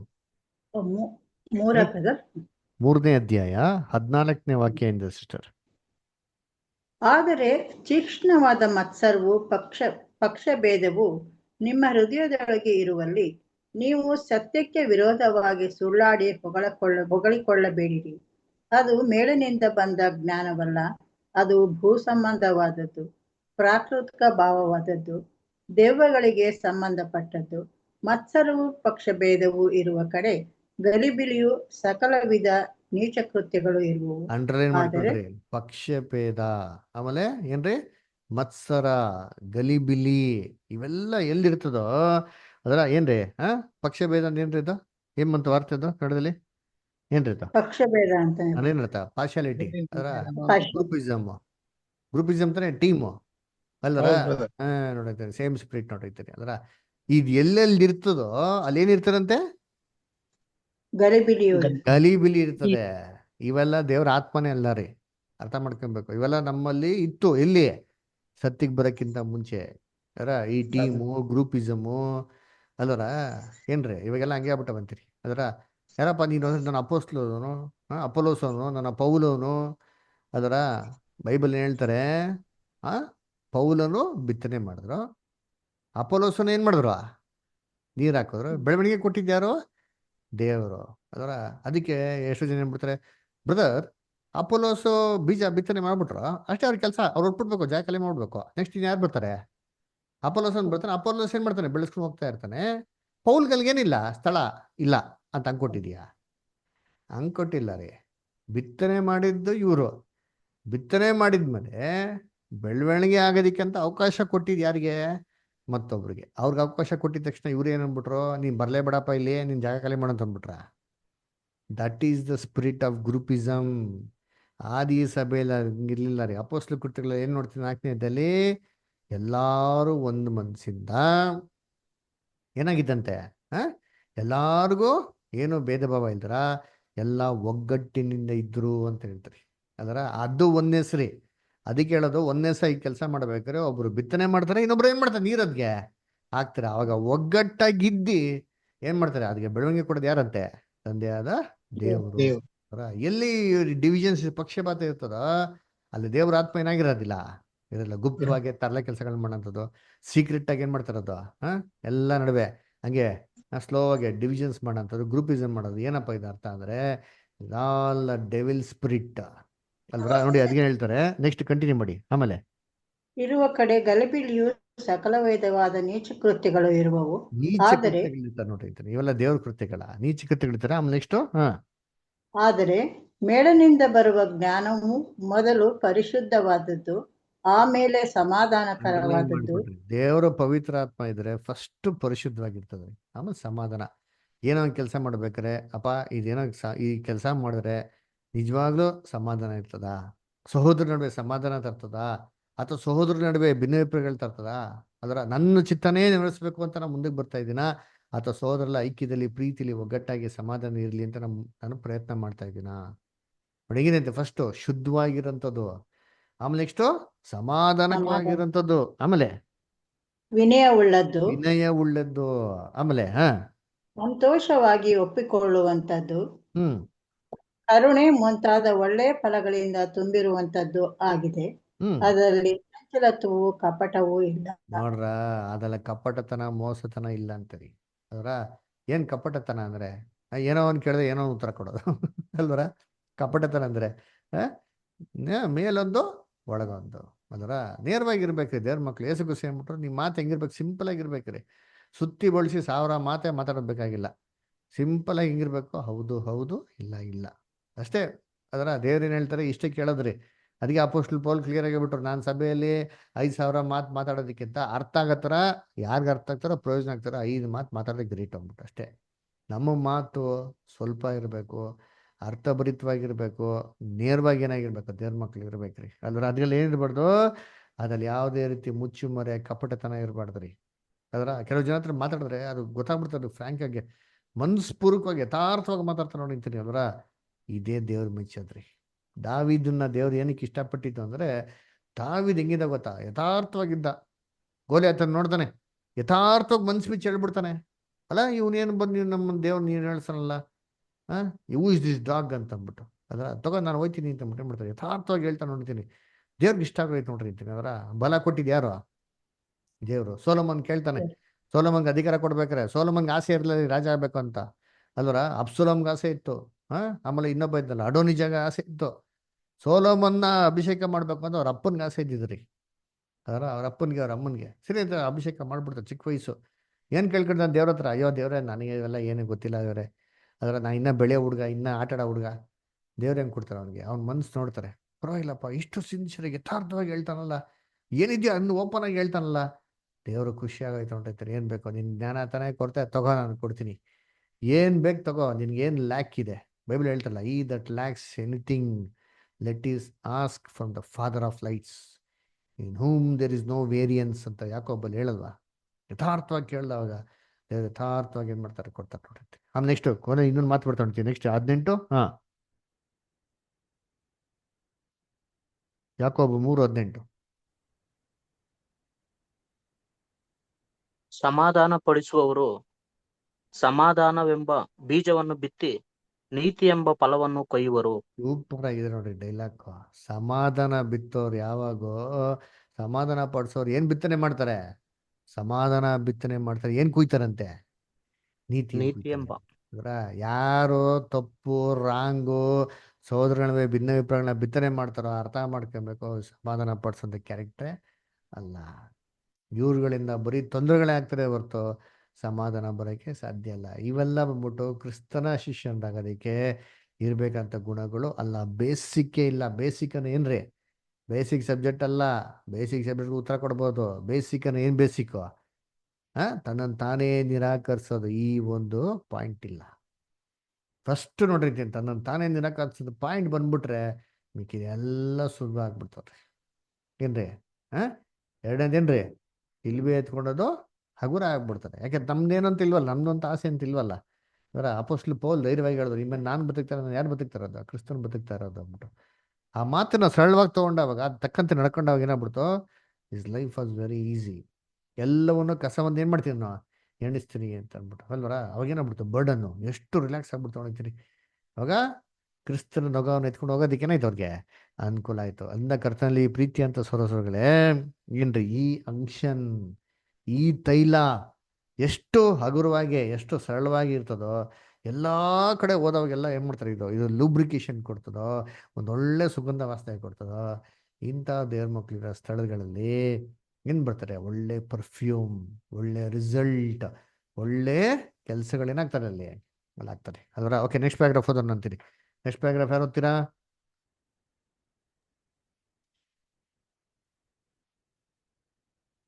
ಓದ್ಲಾ ಬ್ರದರ್? ಹಾ, ಎಲ್ಲಿ ದೇವಿ ಇಷ್ಟ ಇಲ್ವಾ? ಬೇರೆಯವ್ರು ಕೊಡ್ರಿ. ಹಾ, ಹ್ಮ್ ಅವ್ರು ಸ್ವಲ್ಪ ಹಾ ಸರಿ, ಓಕೆ. ಮಾಡ್ತಾರೆ brother. ಯಾರು ಓದಿಲ್ದಿರ ಬರೋ ಸಿಸ್ಟರ್ಸ್ ಯಾರ ಇದ್ರೆ ಓದ್ರಿ. ಅನು ಸಿಸ್ಟರ್ ಓದ್ತೀರಾ? ಓದ್ತೀನಿ brother. ಹ್ಮ್. ತೈಲ ಅಭ್ಯಂಜನ ಮತ್ತು ಅಭಿಷೇಕ ಎಂಬ ಈ ಪದಗಳು ದೇವರ ಪವಿತ್ರಾತ್ಮನಿಗೆ ತಕ್ಕಂತೆ ಸರಿಯಾದ ದೃಷ್ಟಿಕೋನದಲ್ಲಿವೆ. ಅದು ದೇವರ ಪ್ರಭಾವವಾಗಿದೆ. ದೇವರ ಅದೃಶ್ಯವಾದ ಶಕ್ತಿಯಾಗಿದ್ದು, ಆತನ ಕಟ್ಟಳೆಯಂತೆ ಆತನ ವಾಗ್ದಾನಗಳಿಗನುಸಾರವಾಗಿ ಅಥವಾ ಸಕಲ ಜ್ಞಾನ ಹೊಂದಿರುವಾತನು ಸರ್ವಶಕ್ತನಾದವನು ತನಗೆ ಸರಿದೋರಿದಂತೆ ಕಾರ್ಯವೆಸಗುತ್ತಾನೆ. ಈ ಮಾತುಗಳು ಒಬ್ಬ ವ್ಯಕ್ತಿ ಎಂಬ ಆಲೋಚನೆಯನ್ನು ಖಂಡಿತವಾಗಿಯೂ ಹೊಂದಿರುವುದಿಲ್ಲ. ನಾವು ಒಬ್ಬ ವ್ಯಕ್ತಿಯೊಡನೆ ಅಭಿಷೇಕ ಹೊಂದಿಕೊಳ್ಳುವುದು ಹೇಗೆ ಸಾಧ್ಯ? ಸಿಸ್ಟರ್ ಕಂಟಿನ್ಯೂ ಮಾಡಿ, ಎರಡು ಕೋರಿಲೇಟೆಡ್. ಆದರೆ ಪವಿತ್ರವಾಗಿರುವಾತನ ಒಂದು ಲೇಪನ, ಅಂದರೆ ಅಭಿಷೇಕ ಎಂಬ ಪದಗಳಲ್ಲಿ ಲೇಪನ ಅಥವಾ ಅಭಿಷೇಕ ಎಂಬುದಲ್ಲ. ಪವಿತ್ರವಾಗಿರುವಾತನು ಎಂಬುದು ಪವಿತ್ರಾತ್ಮನನ್ನು ಪ್ರತಿನಿಧಿಸುತ್ತದೆ ಎಂಬ ಸಲಹೆಯನ್ನು ಯಾರಾದರೂ ನೀಡಬಹುದು. ನಾವು ಇದಕ್ಕೆ ಅಲ್ಲವೆಂದು ಉತ್ತರಿಸುತ್ತೇವೆ. ಪವಿತ್ರವಾಗಿರುವಾತನು ದೇವರು ತಾನೇ. ಪೇತ್ರನು ಪಂಚಶತಮ ಆಶೀರ್ವಾದವನ್ನು ವಿವರಿಸುವಾಗ ಅದು ತೈಲಾಭಿಷೇಕ ಮಾಡುವಂತೆ ಸುರಿಸಲ್ಪಟ್ಟಿತು ಅಥವಾ ಹರಿಸಲ್ಪಟ್ಟಿತು. ಆದರೆ ಕಳುಹಿಸಲ್ಪಟ್ಟವನು ಎಂದು ಹೇಳುವ ಒಬ್ಬ ವ್ಯಕ್ತಿ ಅಂತಲ್ಲ ಎಂದು ಹೇಳುತ್ತಾನೆ. ಯೇಸುವಿನ ಬಗ್ಗೆ ಮಾತಾಡುತ್ತಾ ಆತನು ತಂದೆಯಿಂದ ಯೋವೇಲನ ಮೂಲಕ ವಾಗ್ದಾನ ಮಾಡಲ್ಪಟ್ಟ ಪವಿತ್ರಾತ್ಮನನ್ನು ಪಡ್ಕೊಂಡವನಾಗಿ ಆತನು ಇದನ್ನು ನೀವು ನೋಡುವಂತೆ ಮತ್ತು ಕೇಳುವಂತೆ ನಿಮಗಾಗಿ ಸುರಿಸಿದ್ದಾನೆ ಎಂದು ಹೇಳುತ್ತಾನೆ. ಈ ಅದ್ಭುತವಾದ ಶಕ್ತಿಯು ಅಥವಾ ಪ್ರಭಾವವು ತಾನಾಗಿಯೇ ವಿವಿಧವಾದ ರೀತಿಯಲ್ಲಿ ಪ್ರಕಟಗೊಂಡು ಆಲೋಚನೆಗಳನ್ನು ತ್ವರಿತಗೊಳಿಸಿ ಬೆಂಕಿಯ ನಾಲಿಗೆಯೋಪಾದಿಯಲ್ಲಿ ಅವಿದ್ಯಾವಂತರಿಂದ ವಿವಿಧ ಭಾಷೆಗಳನ್ನು ಮಾತನಾಡಿಸಿತು.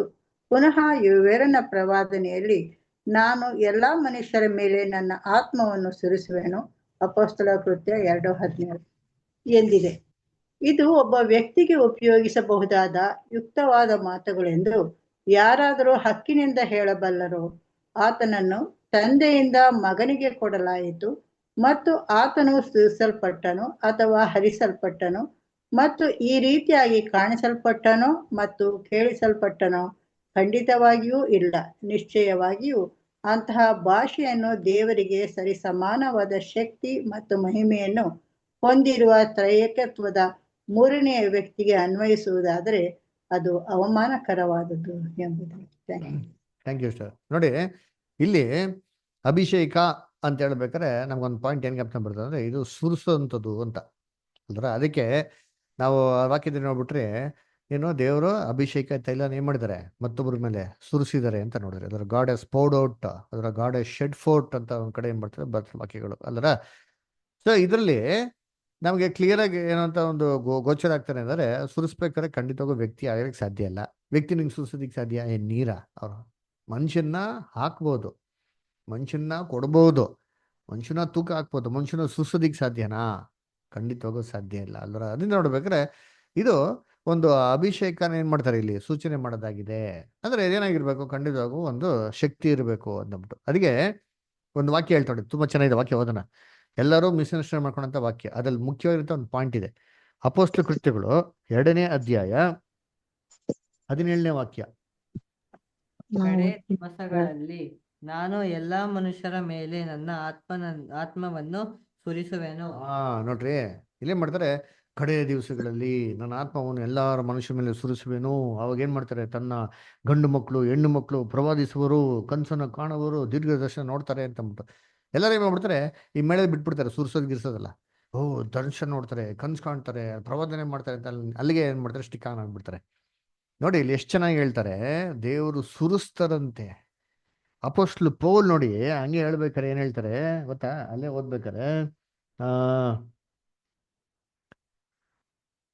ಹ್ಮ್, ಒಂದ್ ನಿಮಿಷ.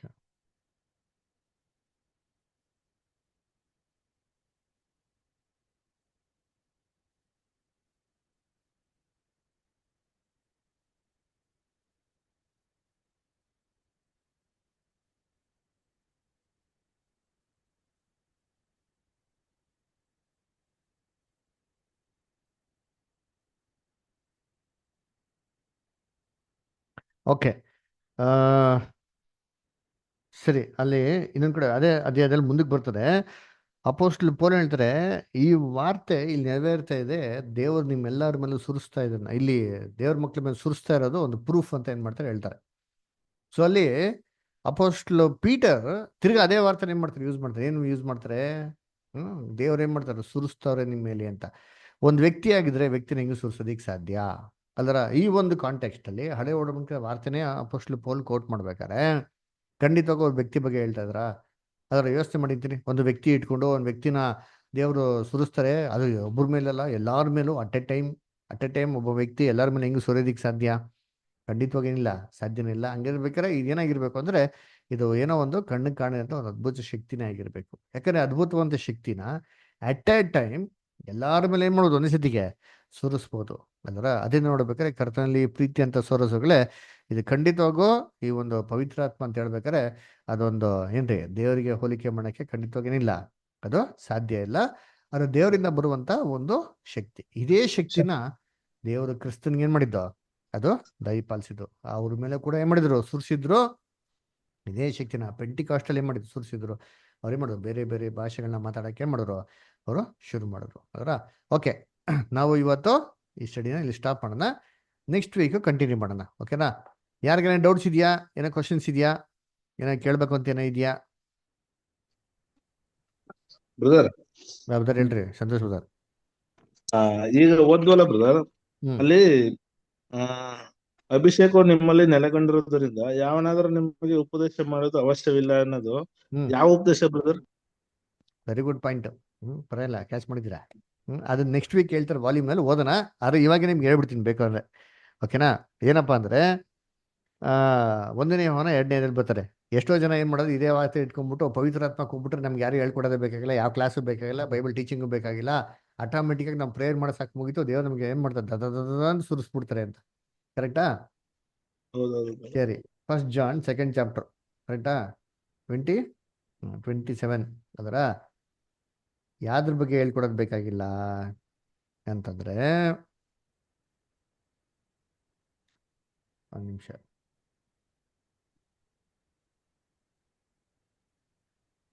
ಅದರಲ್ಲೇ 23 ಇಂದ ಓದ್ಕೊಂಡ್ರಿ ಬ್ರದರ್. ತಾನು ದೇವರ ಮಗನಾಗಿ ಸೇರಿದವನಲ್ಲವೆನ್ನುವನು ತಂದೆಗೆ ಸೇರಿದವನಲ್ಲ, ಹ್ಮ್ ತಾನು ಮಗನಿಗೆ ಸೇರಿದವನೆಂದು ಒಪ್ಪಿಕೊಳ್ಳುವವನು ತಂದೆಗೆ ಸೇರಿದವನಾಗಿದ್ದಾನೆ. ನೋಡಿ, ಇಲ್ಲಿ ಹೇಳ್ಕೊಂಬತ್ತಾ ಇದ್ರೆ ಯಾರ ಬಗ್ಗೆ ಹೇಳ್ತಾರೆ? ತಂದೆ ಮಗನ ಬಗ್ಗೆ ಹೇಳ್ತಾವ್ರೆ ಅಲ್ವರ. ಸರಿ, ನೆಕ್ಸ್ಟ್ ಓದ್ಕೊಂಬನ್ನಿ. ಆ, ನೀವಂತೂ ಯಾವ ಬೋಧನೆಯನ್ನು ಮೊದಲಿನಿಂದ ಕೇಳಿದ್ದೀರೋ ಅದು ನಿಮ್ಮಲ್ಲಿ ನೆಲೆಗೊಂಡಿರಲಿ. ನೋಡಿ, ಯಾವ ಬೋಧನೆ ಕೇಳ್ಕೊಂಡ್ರೆ ಅದ್ರಲ್ಲಿ ಏನ್ ಮಾಡ್ರಿ? ನೆಲೆಗೊಂಡಿರ್ಲಿ. ಆಮೇಲೆ ಮೊದಲಿನಿಂದ ನೀವು ಕೇಳಿದ ಬೋಧನೆಯು ನಿಮ್ಮಲ್ಲಿ ನೆಲೆಗೊಂಡಿದ್ದರೆ ಹ್ಮ್ ನೀವು ಸಹ ಮಗನಲ್ಲಿಯೂ ತಂದೆಯಲ್ಲಿಯೂ ನೆಲೆಗೊಂಡಿರುತ್ತೀರಿ. ಆ ಬೋಧನೆ ನೆಲೆಗೊಂಡಿದ್ರೆ ತಂದೆ ಮತ್ತೆ ಮಗನಲ್ಲಿ ಏನಾಗಿರ್ತಾರೆ? ನೆಲೆಗೊಂಡಿರ್ತೀರ. ಆಮೇಲೆ ನೆಕ್ಸ್ಟ್, ಕ್ರಿಸ್ತನು ತಾನು ಕೊಡುತ್ತೇನೆಂದು ನಮಗೆ ವಾಗ್ದಾನ ಮಾಡಿದ್ದು ನಿತ್ಯ ಜೀವವು. ನಿಮ್ಮನ್ನು ಸನ್ಮಾರ್ಗದಿಂದ ತಪ್ಪಿಸಬೇಕೆಂದಿರುವವರ ವಿಷಯವಾಗಿ ಈ ಸಂಗತಿಗಳನ್ನು ನಿಮಗೆ ಬರೆದಿದ್ದೇನೆ. ಆದರೆ ಆತನಿಂದ ನೀವು ಹೊಂದಿದ ಅಭಿಷೇಕವು ನಿಮ್ಮಲ್ಲಿ ನೆಲೆಗೊಂಡಿರುವುದರಿಂದ ಯಾವನಾದರೂ ನಿಮಗೆ ಉಪದೇಶ ಮಾಡುವುದು ಅವಶ್ಯವಿಲ್ಲ. ನೋಡ್ರ, ಯಾವುದು ಇದು ಅಂದ್ರೆ ತಂದೆ ಮತ್ತೆ ಮಗನಲ್ಲಿ ನೆಲೆಗೊಂಡಿರಂತ ವಿಚಾರ ಅಲ್ವರ. ಕ್ರಿಸ್ತ ಯೇಸುವಿನ ಮುಖಾಂತರ ರಕ್ಷಣೆ ಬಂದಿರಂತ ವಿಚಾರ. ಇದನ್ನ ಮತ್ತೊಬ್ರು ಹೇಳ್ಕೊಡಂತ ಅವಶ್ಯಕತೆ ಇಲ್ಲ. ಯಾಕೆ? ಇದು ನಿಮ್ಗೆ ಆಲ್ರೆಡಿ ಏನಾಗಿದೆ? ಕ್ಲೀನ್ ಆಗಿ ಗೊತ್ತಾಗಿದೆ ಅಂತಂದ್ಬಿಟ್ಟು. ಹಂಗಾರೆ ಇಲ್ಲಿ ಹೇಳ್ತಾ ಇರೋದು ಫಾದರ್ ಮತ್ತೆ ಸನ್ನಿಗಿರಂತ ರಿಲೇಶನ್ಶಿಪ್ ಅದರ. ಸೊ ಅದನ್ನ ಮತ್ತೊಬ್ರು ಹೇಳ್ಕೊಡಂತ ಅವಶ್ಯಕತೆ ಇಲ್ಲ. ಯಾಕಂದ್ರೆ ಅದು ಬೇಸಿಕ್ ಆಗಿರೋಂಥ ಒಂದು ಥಿಂಗ್ ಆಗಿರೋದ. ದೇವರ ಪವಿತ್ರಾತ್ಮ ಯಾರಲ್ಲಿದೆಯೋ ಅವ್ರಿಗೆ ಕ್ಲೀನಾಗೆ ತಂದೆ ಅಂದ್ರೆ ಯಾರಪ್ಪ, ಮಗನಂದ್ರೆ ಯಾರು ಅಂತ ಡಿಫ್ರೆನ್ಶಿಯೇಟ್ ಮಾಡೋಕ್ಕೆ ದೇವರು ಕಳ್ಸಿಕೊಟ್ಟಿರ್ತಾರೆ ಅಂತ ಹೇಳ್ತಾರೆ. ಇವಾಗ ನಮ್ಗೆ ಚೆನ್ನಾಗಿ ಗೊತ್ತಲ್ವರ, ನಮ್ಗೆ ಬೈಬಲ್ ಹೇಳ್ತಾರಲ್ಲ, ಏನಪ್ಪ ಹೇಳ್ತಾರೆ, ಆತನ ಹೆಸರೇನು, ಆತನ ಮಗನ ಹೆಸರೇನು ಜನಕ್ಕೆ ತಿಳಿ ಬರ್ತತಾನೆ, ಕೇಳಿದಿರಲ್ವಾ? ಯಾರದು ಆತನ ಹೆಸರೇನು, ಆತನ ಮಗನ ಹೆಸರೇನು ಅಂದ್ರೆ ಅಲ್ಲೇ ನಮಗೆ ಡಿಫ್ರೆನ್ಶಿಯೇಷನ್ ಏನಾಗ್ಬಿಡ್ತು, ಸಿಕ್ಬಿಡ್ತು. 1 ಕೊರಿಂಥ 8 ಏನ್ ಬರ್ತಾರೆ, ಭೂಲೋಕದಲ್ಲಿ ಅನೇಕ ದೇವರುಗಳಿದ್ದಾರೆ ಅಲ್ವರ, ಇದಾರೆ, ಇಲ್ಲ ಅಂತಿಲ್ಲ. ಆದ್ರೆ ನಮಗಾರು ಏನಾಗಿದ್ದಾರೆ, ಒಬ್ಬನೇ ದೇವರು. ಸತ್ಯ ದೇವರು. ಆಮೇಲೆ ಅನೇಕ ಕರ್ತರುಗಳಿದ್ದಾರೆ ಲೋಕದಲ್ಲಿ, ಆದ್ರೆ ನಮ್ಗಾರು ಇರೋದು ಒಬ್ಬನೇ ಕರ್ತನು, ಅದು ನಮ್ಮ ರಕ್ಷಕಂತ ಯೇಸು ಕ್ರಿಸ್ತನು. ಅದರ ಈ ಒಂದು ಬೇಸಿಕ್ ಆಗಿರೋಂಥ ಒಂದು ಡಾಕ್ಟ್ರಿನ್ ಯಾರೂ ಒಬ್ರಿಗೆ ಹೇಳ್ಕೊಡೋಂಥ ಅವಶ್ಯಕತೆ ಇಲ್ವಂತೆ. ಯಾರಿಗೆ, ಯಾರಲ್ಲಿ ಪವಿತ್ರಾತ್ಮ ಇರ್ತದೋ ಅವ್ರಿಗೆ ಹೇಳ್ಕೊಡೋಂಥ ಅವಶ್ಯಕತೆ ಇಲ್ಲ. ಯಾಕಂದ್ರೆ ಇದೊಂದು ಬೇಸಿಕ್ ಆಗಿರೋಂಥ ಒಂದು ಡಾಕ್ಟ್ರಿನ್ ಅವ್ರಿಗೆ ದೇವ್ರು ಏನ್ ಮಾಡ್ತಾರೆ, ಇದನ್ನ ಸಹಜವಾಗಿ ತಿಳಿಸ್ಕೊಟ್ಟಿದ್ದಾರೆ ಅಂತ ಅರ್ಥ. ಓಕೆನಾ? Thank you brother. ಇನ್ನೊಂದು ಪಾಯಿಂಟ್ ಯೋಚನೆ ಮಾಡಿ. ಇವಾಗ ಹೇಳ್ಕೊಡೋದೇ ಬೇಕಾಗಿಲ್ಲ ಅಂದ್ರೆ ಬೈಬಲ್ ಅಲ್ಲಿ ಯಾಕೆ ದೇವರು ಅಪೋಸ್ತಲರನ್ನ ನೇಮಿಸ್ಬೇಕಾಯ್ತು, ಯಾಕೆ ಬೋಧಕರನ್ನ ನೇಮಿಸ್ಬೇಕಾಯ್ತು, ಯಾಕೆ ಸಭೆ ಅಂತ ಮಾಡ್ಬೇಕಾಯ್ತು, ಸಭಾಧ್ಯಕ್ಷನ ಅಂತ ಯಾಕೆ ಮಾಡ್ಬೇಕಾಗಿತ್ತು? ಅದ್ರ ಏನರ್ಥ ಅಂದ್ರೆ, ಆಮೇಲೆ ಇನ್ನೂ ಓದದೇ ಇರೋರಿಗೆ ತಿಳ್ಕೊಳಕ್ಕೆ ಆಗಲ್ವಲ್ಲ ಬ್ರದರ್, ಹೇಳ್ಕೊಟ್ಟಿರ್ತಾನೆ ತಿಳ್ಕೊಳ್ಳಿ. ಅದೇ ಹೇಳ್ಕೊಟ್ರೆ ತಿಳ್ಕೊಳೋದು. ಹಂಗಾರೆ ಅರ್ಥ ಏನಪ್ಪಾ ಅಂದ್ರೆ, ದೇವರು ಪವಿತ್ರಾತ್ಮೆಯಿಂದ ಮ್ಯಾಜಿಕ್ ಆಗಿ ಏನ್ ಮಾಡಕ್ ಹೋಗಲ್ಲ, ಏನು ಕೊಡಲ್ಲ ಅಂತ ಅರ್ಥ. ಸರಿ ಸರಿ. ಎಲ್ಲಾನು ಟೀಚ್ ಮಾಡಕ್ಕಿಂತ ಒಂದು ಪ್ರೊಸೆಸ್ ಏನಾಗಿದೆ ಇದೆ. ಅದಕ್ಕೆ ದೇವ್ರು ಏನ್ ಮಾಡಿದ್ರು, ಅಪೋಸ್ತಲರು, ಅದರ ಬೋಧಕರು ಏನ್ ಮಾಡಿದ್ರಲ್ಲ, ಆರ್ಡರ್ ಆಗಿ ಏನ್ ಮಾಡಿದ್ದು, ಸಭೆಯ ಅಭಿವೃದ್ಧಿಗಾಗಿ ಕೊಟ್ಟಿರೋದು. ಸರಿ ಸರಿ. ಓಕೆನಾ? ಸರಿ, Okay. ಓಕೆ. ಬೇರೆ ಯಾರಿಗಾರ ಏನೋ ಕ್ವಶನ್ಸ್ ಇದೆಯಾ, ಡೌಟ್ಸ್ ಇದೆಯಾ? ಇಲ್ಲ ಬ್ರದರ್. Okay, good. ಸರಿ, ಕೊನೆಯದಾಗಿ